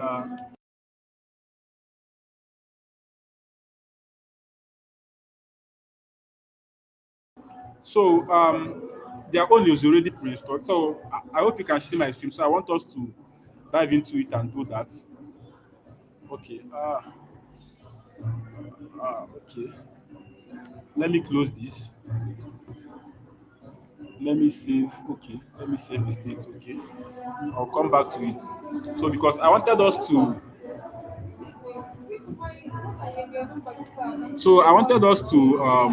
see how to be able to install this virtual machine. Please take notes so that you can do that. After doing it, I will want one person to share their screen so that in case you had the challenge installing this before now, you understand. So you had a challenge installing this thing before now, so you can share your screen for us to do this also. So I'm just waiting for this thing to save, and we are going to install their own. I've already downloaded it. If you have not downloaded it, go to resource. So when you get to resource, I want you to download the security onion. You will see the OVA file. This is it. Download this one. Then you can leave this one. Download the CyberSecurity Lab VM workstation. This particular one. So that after you have installed your your VM, your virtual machine, and many of us might have challenge, or you might have a challenge whereby you want to install your virtual machine and your system is asking you to turn on uh, your system is asking you to turn on what is it called? Now you have to enable virtualization in your system. So if you have that challenge, you can reach out to me for us to do that. So you have to turn it on in your BIOS first. Some systems it's been disabled there, so you have to turn it on there first before you can be able to now go ahead with whatever you are doing. So let's okay. As you can see from my screen, I've already installed it already. So, but for the sake of this class, um, should I should I open it or should I just restore it for you to see how it's being done? If you want me to restore it to start afresh, give me a thumbs up. Let me know the people that are having the challenge.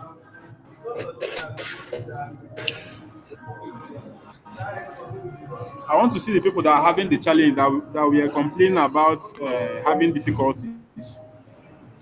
Hello, Joshua, I want to suggest Okay. something. All right, go ahead. Maybe if there is somebody that have already downloaded it, let the person share his screen so you guide the person on how to install it. If somebody have downloaded it already.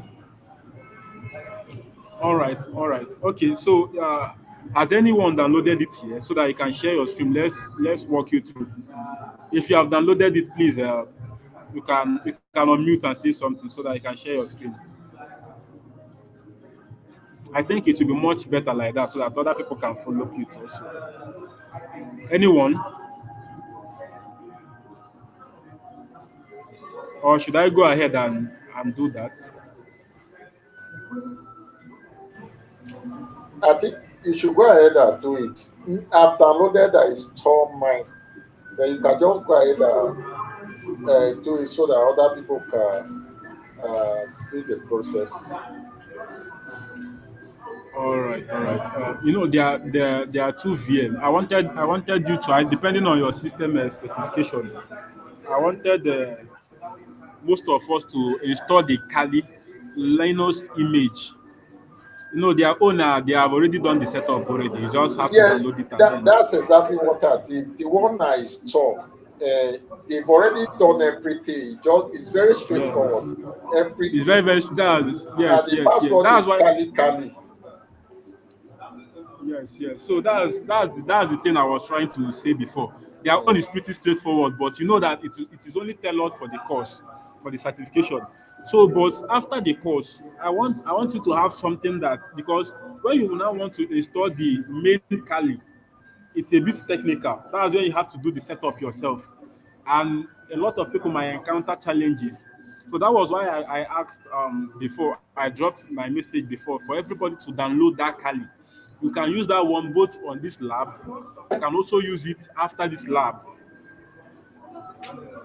So that's Okay, why I wanted to, for everyone to know how to install that one. That one is the knowledge you want to have, or how to okay, it's install all it and right. run it on yourself. Because their Okay, own is very, very straightforward. You just have to download it and then click on it. Everything will start working as it should. So for the sake of that, if you can see, let me what I will do now is that I'll do their own since it's very, very straightforward. And then I will now install this one. After that, I think we can stop there. Then let me delete this. So I'm going to delete this and then let's install it again. All right, so we are going to be installing it again. So if you can see my screen, just follow Qt. You can decide to write it down. It's very, very straightforward how to install the app. It's very, very straightforward. So you go to your files, then you go to import appliances, and you click on it. So it will open up. So you just locate where the file is. You just locate where the file is. So this is where the file is, where I downloaded it, and you click on it. So all the whole setting and the whole setup and everything has been done already. So once you do that, you click on next, and then finish. That's all you have to do. That's all. You have already done the whole thing. So it will import the appliances here. As you can see, your top right corner, you can see the appliances there. So once it's done, then your VM is set. Once it's done, your VM is set.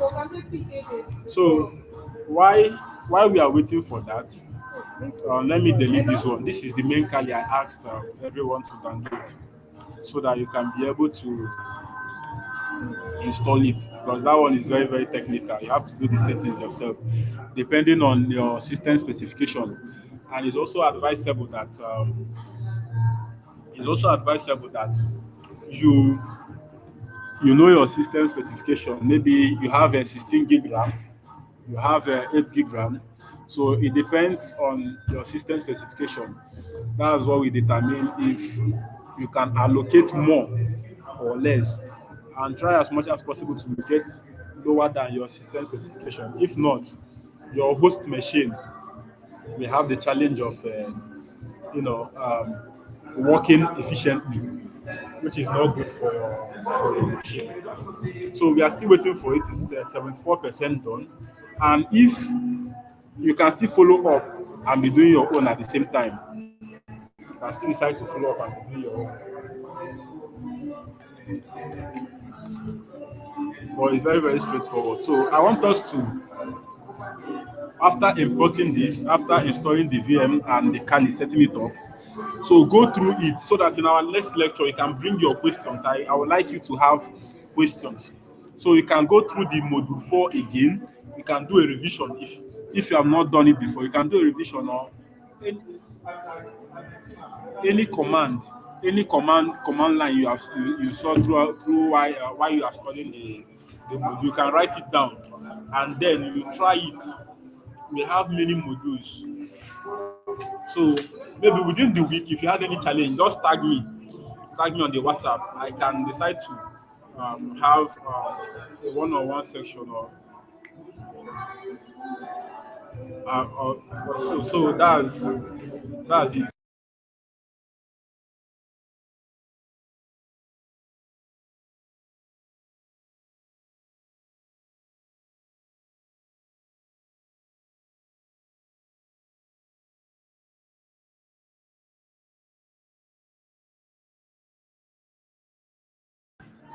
So let's check it now. Okay, I think it's done.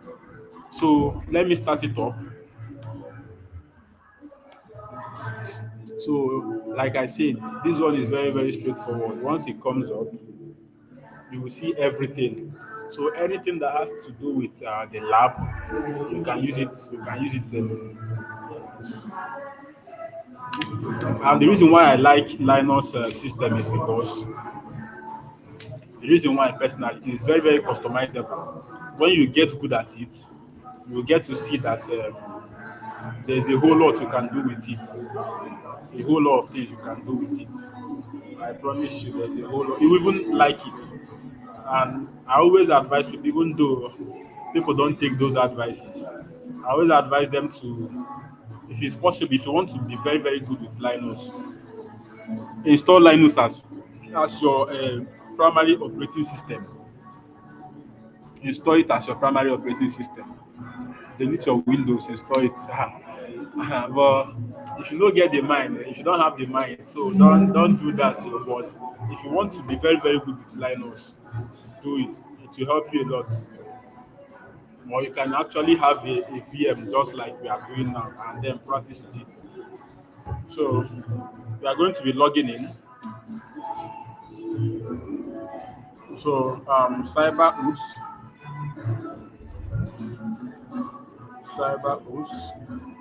I believe. Oh, cyber oops. Am I not getting the password right? All right. I hope you can still see my screen.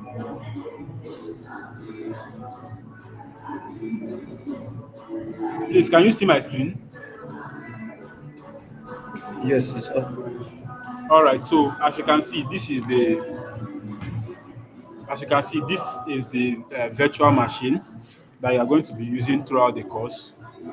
So this is the terminal. You have the terminal. So you are going to be making use of this terminal very, very well. You have your Firefox. So and you have your Wireshark. So you have so you can just type who am I? So you are an analyst. You can do PMW. So PM. So we'll still come to this. You can do LX. You can do CD. So you can do a whole lot of things.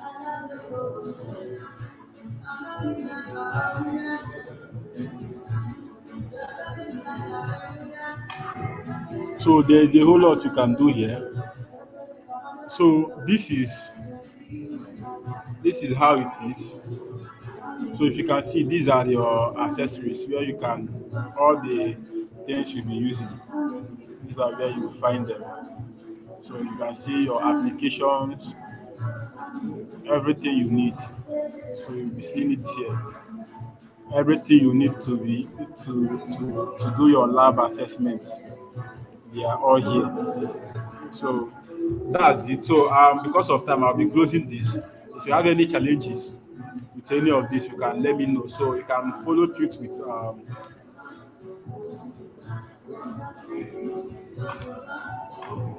so you can if you have any challenge, just reach out to me. So now, right now, we are going to be installing the Kali, the one I talked about. So once you have downloaded your image, your ISO image, and you have your VM already, so what you should be doing next, you will come here, you will see new. So now you give it a name. You can be writing this down. You give it a name. Kali, let me use Kali. So you come here, type Linux operating system. Use the Debian 1164 bits. You understand? So that's it. Then you click on next. So here, this is where you now allocate your resources. You can see I have about 8. So I can decide to allocate 4, depending on what you have in your system. So I did 4. So I can decide to give 2 here because I have 4. I can decide to give 2. Please don't give more than what you have in your system. So you can click next. So you know your hard drive, if it's 500 terabytes or 500 SSD or 1 terabyte. So you know. So you decide to give the minimum you can give at least is 20 gigabytes. I believe everybody has up to 256 SSD upward. You can give 20. If you have more, you can decide to allocate more to have more space. So after that, you click on next. So then you finish. That's all. So now you go to settings. So there are some settings you are going to do here. Please, you can be writing these things and you go to advanced. Once you come to settings, go to general, go to advanced. Decide where you see shared clipboard, choose bi-directional, drag and drop. So this bi-directional will help you to navigate your mouse and your cursor between your different background, both on the host and on your VM.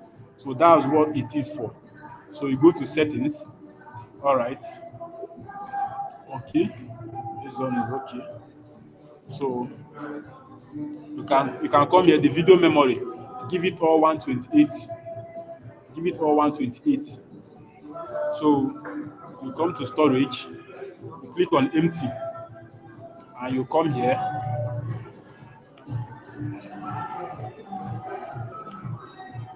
So you choose a disk file.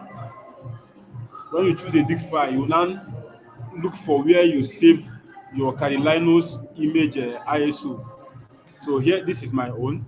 So you click on it and open it. And then you go to your network.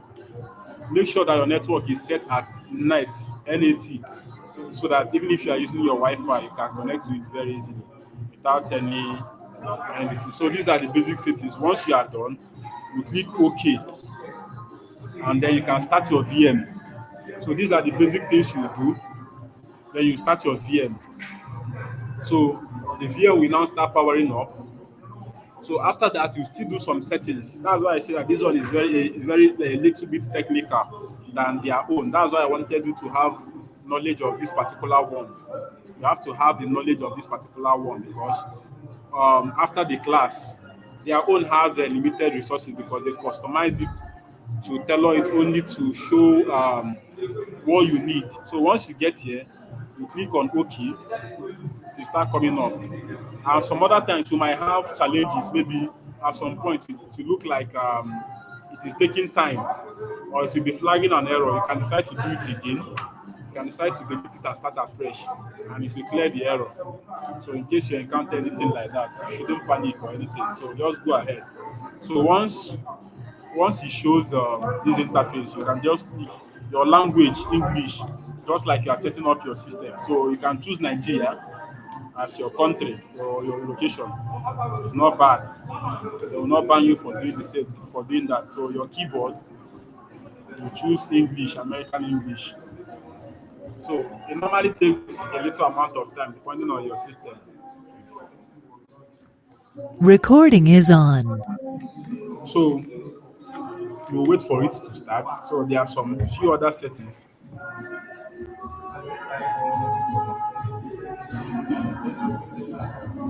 So there are some few other settings you can do.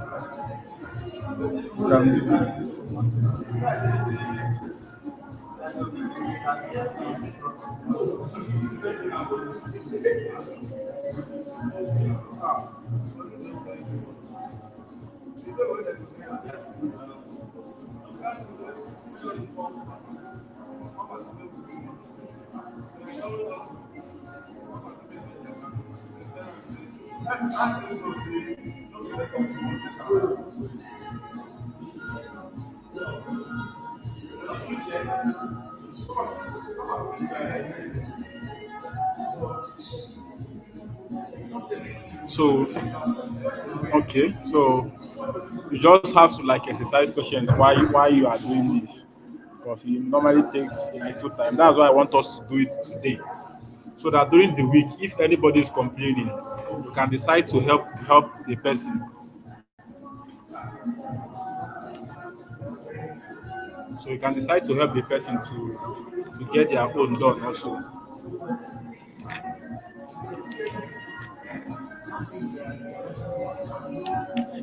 Personally, I prefer this one. Do you know why? Because in their own, you see that when we went to the application aspect of it, we didn't see any software or tools. But once we are done with this one, you will see a whole lot of accessories, a whole lot of tools you can use.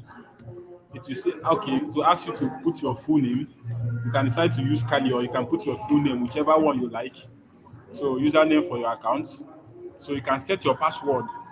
So I'll be setting my password now.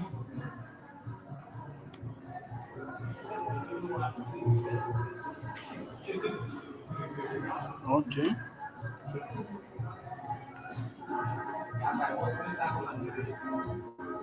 let me try.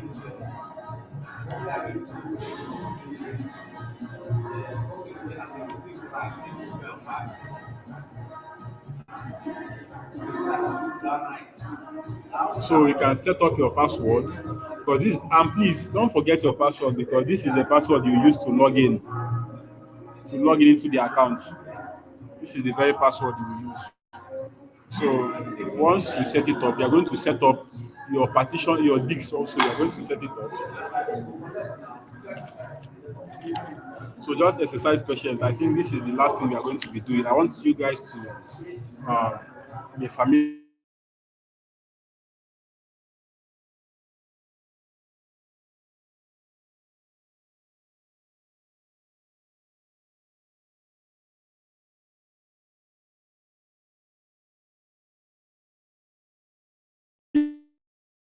with this. You can call it a day.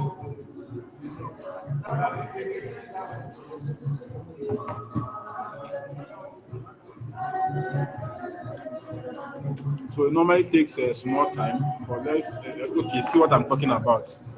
So if you are just like I believe most of us now, don't I wouldn't say that you should use the default setting, use the entire disk. That's what you should select because now you are still starting and you don't know much. So don't partition anything.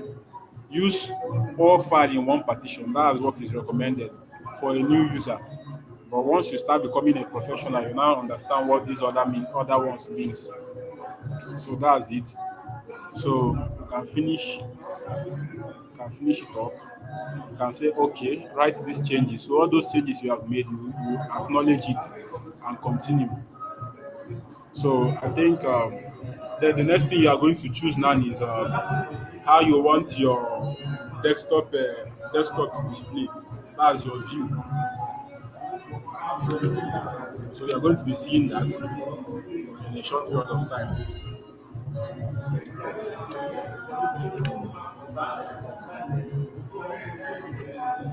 So let's exercise a little bit patience because it's very, very important.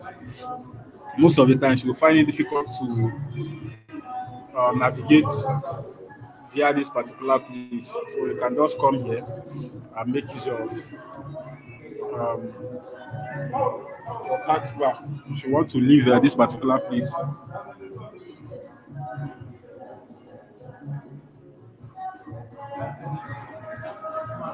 So you can also decide to be doing your own if you have downloaded this. I saw that some people downloaded it when I made mention of it. So if you are currently in this meeting and you downloaded it, you can decide to be doing it at the same time.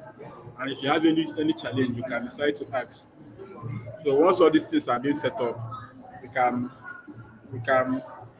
be doing the whole lot of practical. So there are some few command lines you should know about. There are some few command lines. So while you are even studying your modules, you see them listed: how to create user accounts, how to delete, how to use the text editor, and a whole lot. How to troubleshoot, how to make use of the Wireshark. So those are the few things we'll be doing.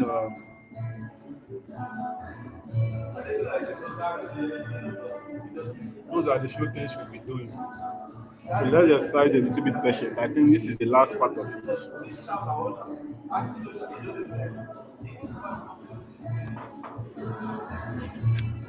Please, can I ask a question? Please go ahead. Okay, if we store this very well now, the onions from their customers type, can we use any one of them to do some of their assignments? Any of the preferred one you decided to use? Is it okay to All change right. the Okay. assignment? See. All right. See. The thing there is that they customized their own to have what you need or those things that they gave you in that lab. Maybe they will ask you that there's a available machine here, the IP address is so so so and so. So they customize it only to work. Remember when I said that Linus you can it's customizable. You can, if you are Yeah. working in a company and you are a professional, you can decide to customize it, tailor it down to the security features you want. So what Yes. they did uh, in their own is that they customize it only to uh, retain what you need in that lab in their course. But this Okay. one now, you can use this one to do anything. Maybe what they ask you to do in the lab, you can do it here. But maybe the IP address might be different. But you can do the same thing here. You can decide to replicate it here. You can decide to do many more. Once you are done installing, you will see the difference. Remember when we were in their own, you will see that when I went to the application, you will see a few applications there Yes. because those are the applications you need to do the lab. They don't need you to do anything much or to use it to start hacking or monitoring people and all those things. But this one has vast. When I mean vast, has vast of Okay. them. So that's the difference. And this one now, even after the class, you can do many other things. You don't have any restrictions on what you can do. You can Okay. Thank you. decide to install Wireshark. You can use the TCP DOM. These are the things you can use as as a short operation center, as a security operation center. So those are the things. So that's just the difference, but there's no other thing. They just customize their own to the Cisco based on Cisco labs and everything. But this one is for everybody. A hacker can just download this one and start using it and hack. An operation center, a security operation center can download this one and maybe use it to be practicing his or her lab. But their own has only few features tailored to what you are actually using. So that's just the difference. But you can use any one. Personally, for me, I prefer using this one. I prefer using this one. Personally, for me, but based on as you are starting, maybe this is your first course, you can use their own. Then with time, you get familiar with it, how using their own commands, using their own lab, you get familiar with it. Then you can now decide to migrate. Maybe when you are done with the course, you can decide to migrate and start using this one. It's still okay, but there is no difference. It's just the features there are different. Okay. So if you have any question, please you can ask your questions now. Let me take in the question while we are waiting for this. If you have any question, you can ask your questions now. This is going to be the last thing we are doing. So if you have any question on anything on the module so far, you can decide to ask your questions.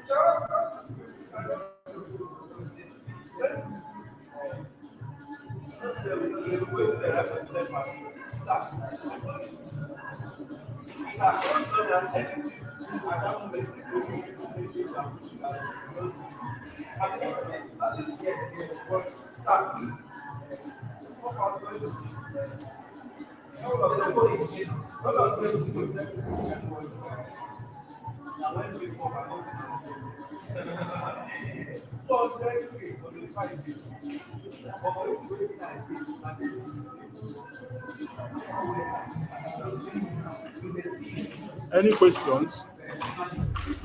All right. So Okay, sorry, please. Hello, can you hear me? I can hear you. Go ahead. Yes, please. How can we get on those materials that you displayed or that you were talking about the task of this material. How can we get it? Sorry, I sorry, I can't hear you. Okay. How can we get those the material that you displayed for when you were talking about the task of this thing? The task You, yeah, these are the resources now. These those are things that you were talking about. you. Can you see my screen?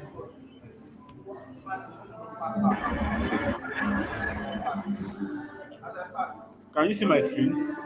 Yes, yes, I exactly. Okay. When you go to the resources, you will see the materials that you will download. When you go to the resources, come down. You can see the resources here. You can decide to download it. This is the first one. It's an OVA file. So you can download this one and you can download this one. The security onion is an OVA file. So those are the two things that they ask you to download. You can leave this one. This is not an OVA file. So you can leave this one and download the two resources. So that's what you are going to be using in this lab. Once you download it, follow the steps we did earlier for you to set it up. So that's just it. I don't know if I answered your question.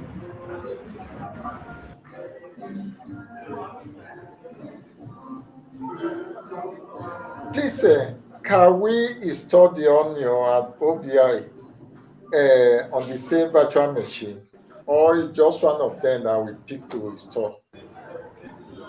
No, the two of them has a different purpose. It has a different purpose. The security onion is majorly for monitoring, just like an intrusion detection system. It's for security monitoring. You get? Okay. You understand? Yes. Yes. So that's it. Now you can install the both of them. Okay, it's all right. So good evening. Yeah, good evening, sir. Yes. So I wanted to download the resources, and there were two files that I didn't exactly understand what were. So there is one that is the cybersecurity lab VM workstation, and there is one that is the ethical Aka Kali Linux. Am I to download the two of them or just one of them? Sorry, come again. I didn't get you. Okay, so there was a part of the course. There was a link that was there that will take redirect me to where all the resources are. That's the resource hub. So there's a Cisco package tracer there. There is a Cisco packet tracer open beta, and there is also the cybersecurity lab VM workstation, as well as the ethical Aka Kali Linux virtual machine.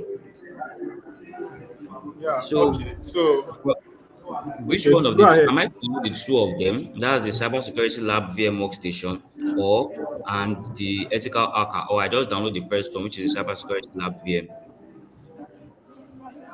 Okay, personally for me, you can decide to do any of them, but personally for me, I'll just say you should go to go to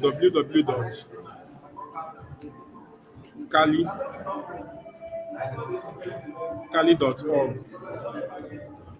Once you get to this place, .kali.org. yes, kali.org. That you can download the virtual machine here. You can download the installer image. So there's a whole lot of them. You can see. You can download the virtual machine here. Okay. So I know virtual machine are of two types. This one is lightweight. So this one is also a virtual machine. So a lot of people think it's only Oracle. If you can see my screen, you will see it. It's very, very easy to set up also. You have the VMware Workstation 17 player. So you can also use it to install your things. I have to delete everything here because of the class. So I won't have to overload the system. So, but you can download it. You can come here and download the image, you know, and everything. So you can also type VM, which is Oracle VM, and you can download it also. So if you want to download it there also, whichever way, Yeah, I you downloaded can the always download. Oracle VM already, the virtual box. Okay. Yes. So it's just for the virtual machine that I just was having Uh, issues with. just just download the one from Cisco because you'll be using it for your lab. But I'm just saying that this particular one now that I just showed you here, this particular one is the one you can use for general purpose.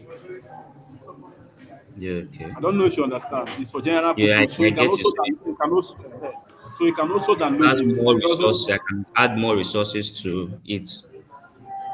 Yeah, you can maybe after the class you now you be using it for your own self. Okay. So that's why I say that. Okay. No problem. So sorry, I didn't. I was not on on the screen when you were showing me which one to download for the Kali.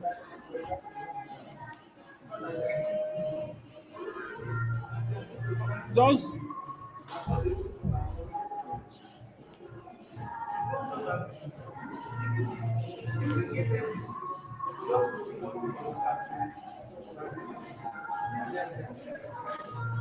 Okay, this. Okay. you can download this. Okay. We don't have Calipop. We have a lot of them. We have the Ash, we have the Calipopo, we have a whole lot of it there. So, but you can download this. You can see they say it's recommended. You can download it. So we also have the Calipopo, but Calipopo is like more advanced aspect of it. So, so if this is the VMwares, you can always you can download it. You can download it from other platforms also. So it all depends. And this is taking more time. I don't know. I'm just trying to see if we can have a look at it before we call it a day. It's kind of taking a bit time. I think this is the last part of it.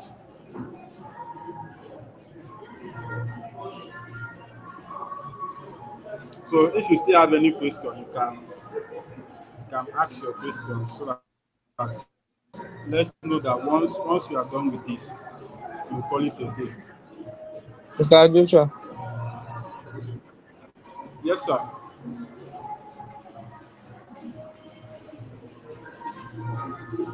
I can hear you. Go ahead. good evening, sir. I hope we are going to have the link of the video in the group. Yeah, it's definitely the link will be shared.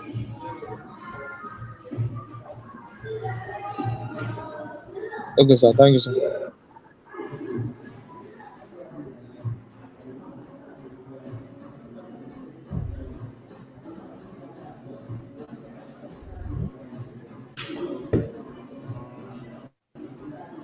Normally, this usually takes time. So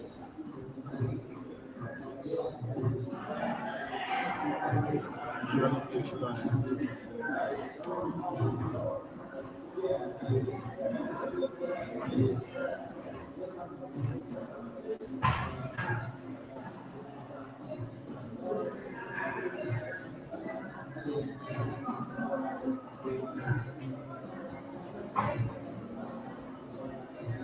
If you still have any questions based on the model, please, I will encourage us.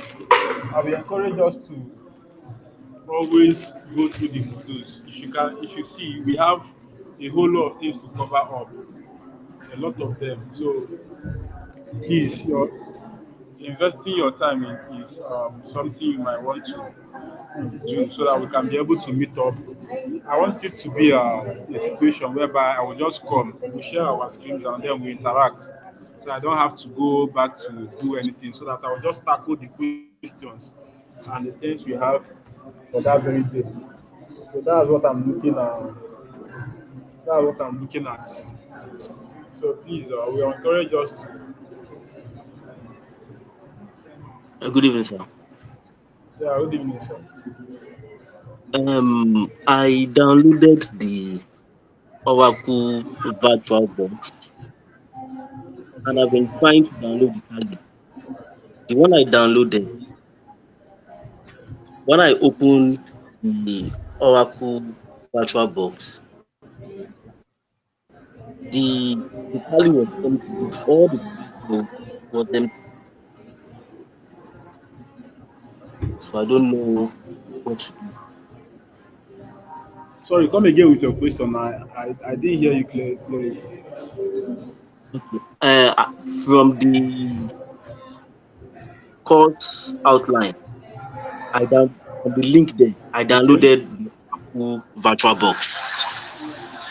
So I was trying to download the Kali Linux machine from the from Chrome You mean the ISO www.kali.com. image? Yes, what I downloaded was empty. Was empty? Are you sure you downloaded Yes, correctly? Are you sure you downloaded it correctly? I downloaded the one in the middle. Huh? From your screen, the one you showed us. Yes, you downloaded it, I downloaded and it's it. empty. It has a 4.5 gig. So you downloaded it and it Yes, was empty. Did you try it downloading was it again? 4.3 gig. That was what I saw. 4.3 gig.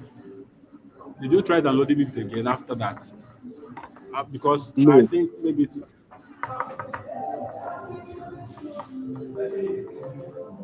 right. Maybe because of time, maybe just tag me on message. Just send me a message and tag me. Let's find time and do that so that you can download it. But have you downloaded the one from the Cisco resource? no, no. Okay, you can download that one first. I think that one is very straightforward. So this is one of the reasons why I say that you need to have the knowledge of this particular one first, because even when you go out there, this is what you are going to be using. If there is any need for you to use it, so this is one of the things. So the first thing you will have to know is how to install it. So you might see these big systems there, these server computers, and this is the first thing. So we have servers that carry more than 3 to 4 virtual machines. So you have to set it up. You can even set up as many virtual machines as you can. You can set up Metasploit. You can set up the security onion. It just depends on your computer. Because if you most of those things, once you set it up, they will take a chunk of resource from your computer. Let's say now you have 8 gig, and you allocate a cyber, let me say Kali now with 4.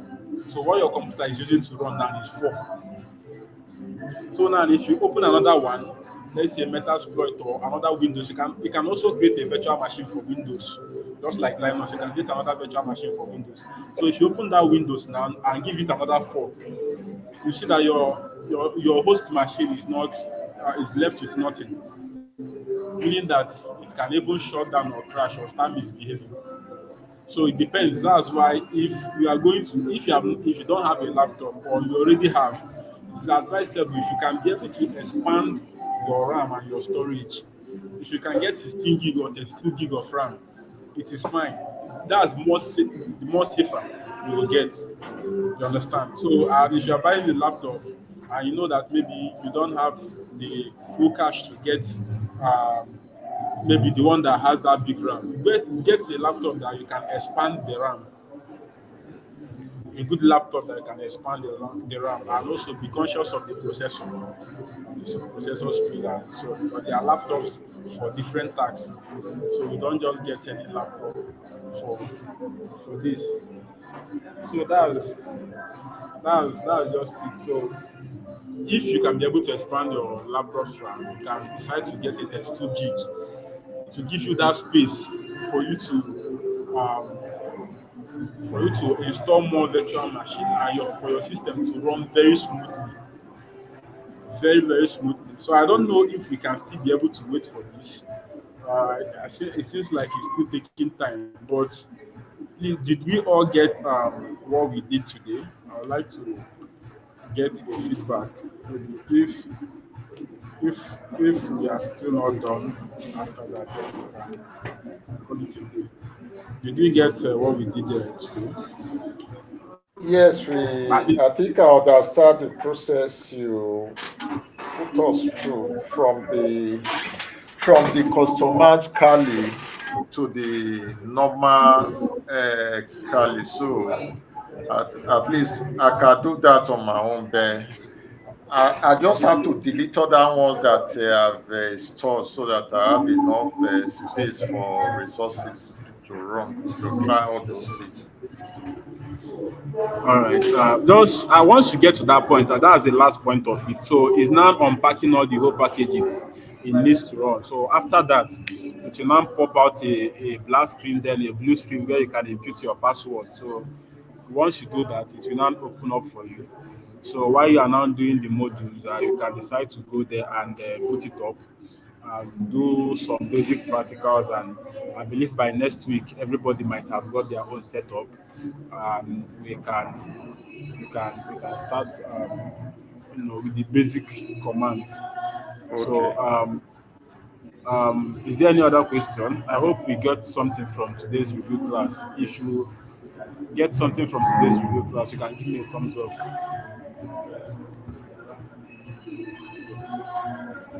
I would like to see your thumbs up.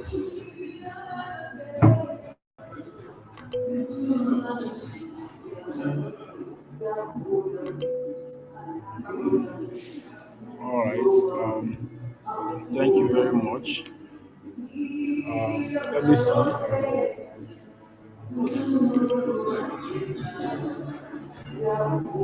So please, I will encourage each and every one of us. There's a very, very big market and opportunities outside there.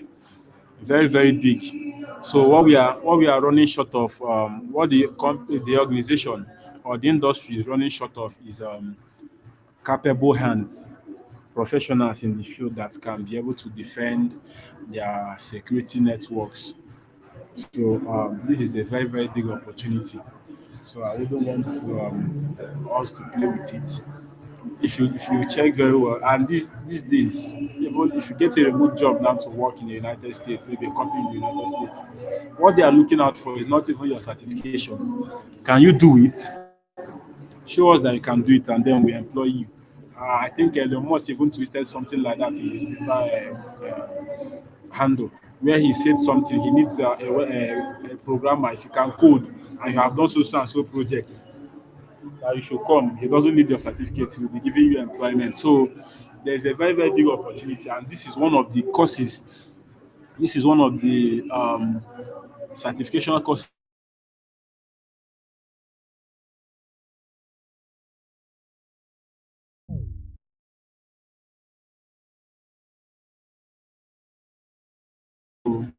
even with everything they are saying AI will replace you. AI cannot replace you in cybersecurity. Because AI cannot think like human being. So there's a very, very big opportunity there. If you maximize what you are learning now, and even if you're not understanding everything correctly, just don't worry about it. With time you start, when you get new into something, you start learning. Before you know what's happening, you start using the terminologies. And I will also advise, if you have social media handle, you are in Twitter, you are in Facebook, you are in LinkedIn, always post your progress. If you are done with module 1, highlight the key things you learned from module 1 and post it. It's also a way for you to position yourself very, very well for employers to see that you are learning this thing, and you are dedicating your time into this thing. Most of those people, even I have a friend that just by doing this, just putting up his progresses, and a man reached out to him when he posted something on his LinkedIn about he's open for internship, and that's how he got an internship. He paid internship for that matter. So, and there's a whole lot of opportunities and other things you can be able to gain. So, I will advise us, keep posting, make sure that you keep yourself accountable by posting all these things. Make sure that every day, or once you are done with a module, you post something, summarize it and post it. Today, I learned this on so and so course. You are hoping to be a security operations center professional in few months or in few years to come. This is what I learned today.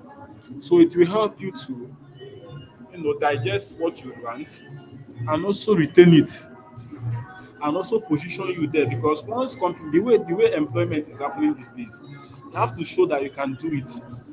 And how do you do that? Is by being consistent. let them see that you are making this progress one step at a time. So that's it for today. Because of time, I think we have already taken so much time. So because of time, please, if you have any questions, maybe you try installing your own, just tag me so that we can find time to do that. And if there is anybody you have installed your own and it was successfully, Zoom your if they screen ask, now. if they Zoom your ask, screen. if I they, cannot see your screen. sorry, come again.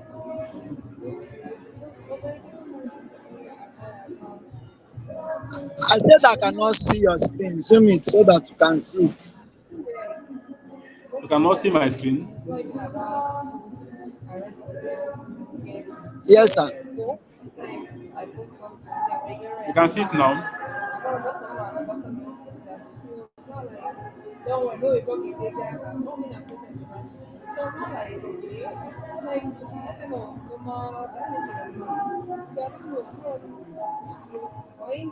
So we're already rounding up. I think it's taking time, but this is the last place.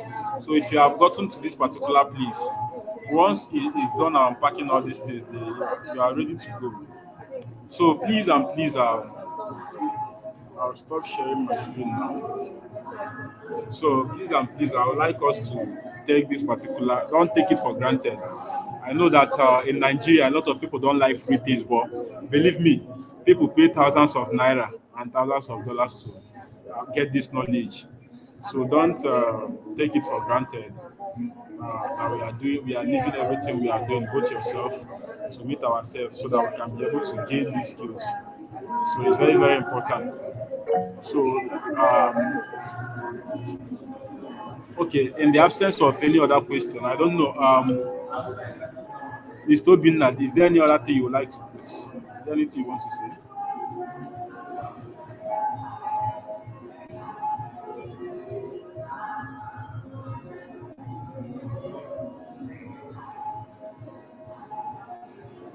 No, All right, please. This week we are going to be doing module 5 and 6. So you can see that even time is not even permitting us to finish up. So you have to read ahead.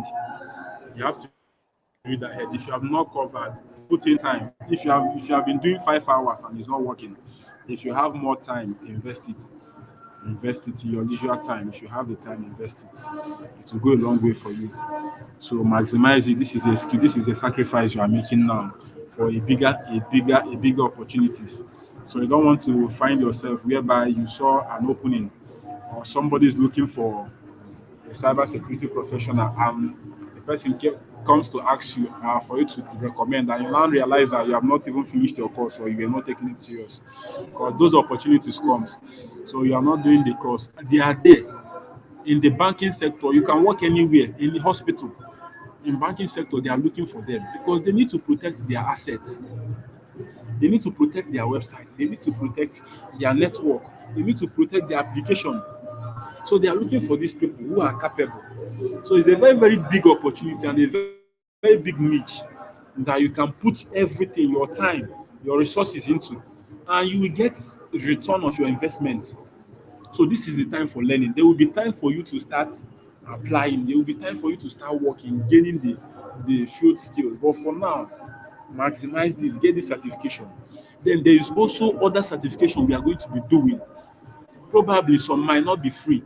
Those ones will be taking you maybe full hand, but there are some other ones that might be free. But whichever way, with what you have, put in your time, put in your efforts, and maximize it.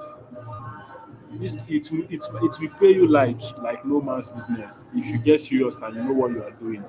It will pay you like no man's business. That's one thing that I can assure you because I can testify of it.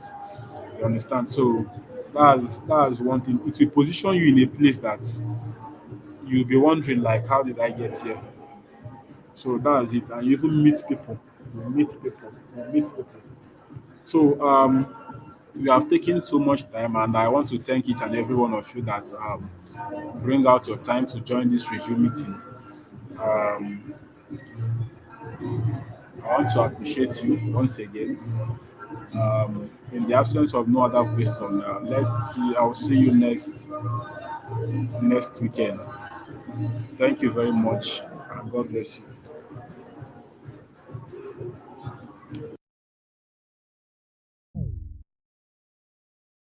Recording has stopped.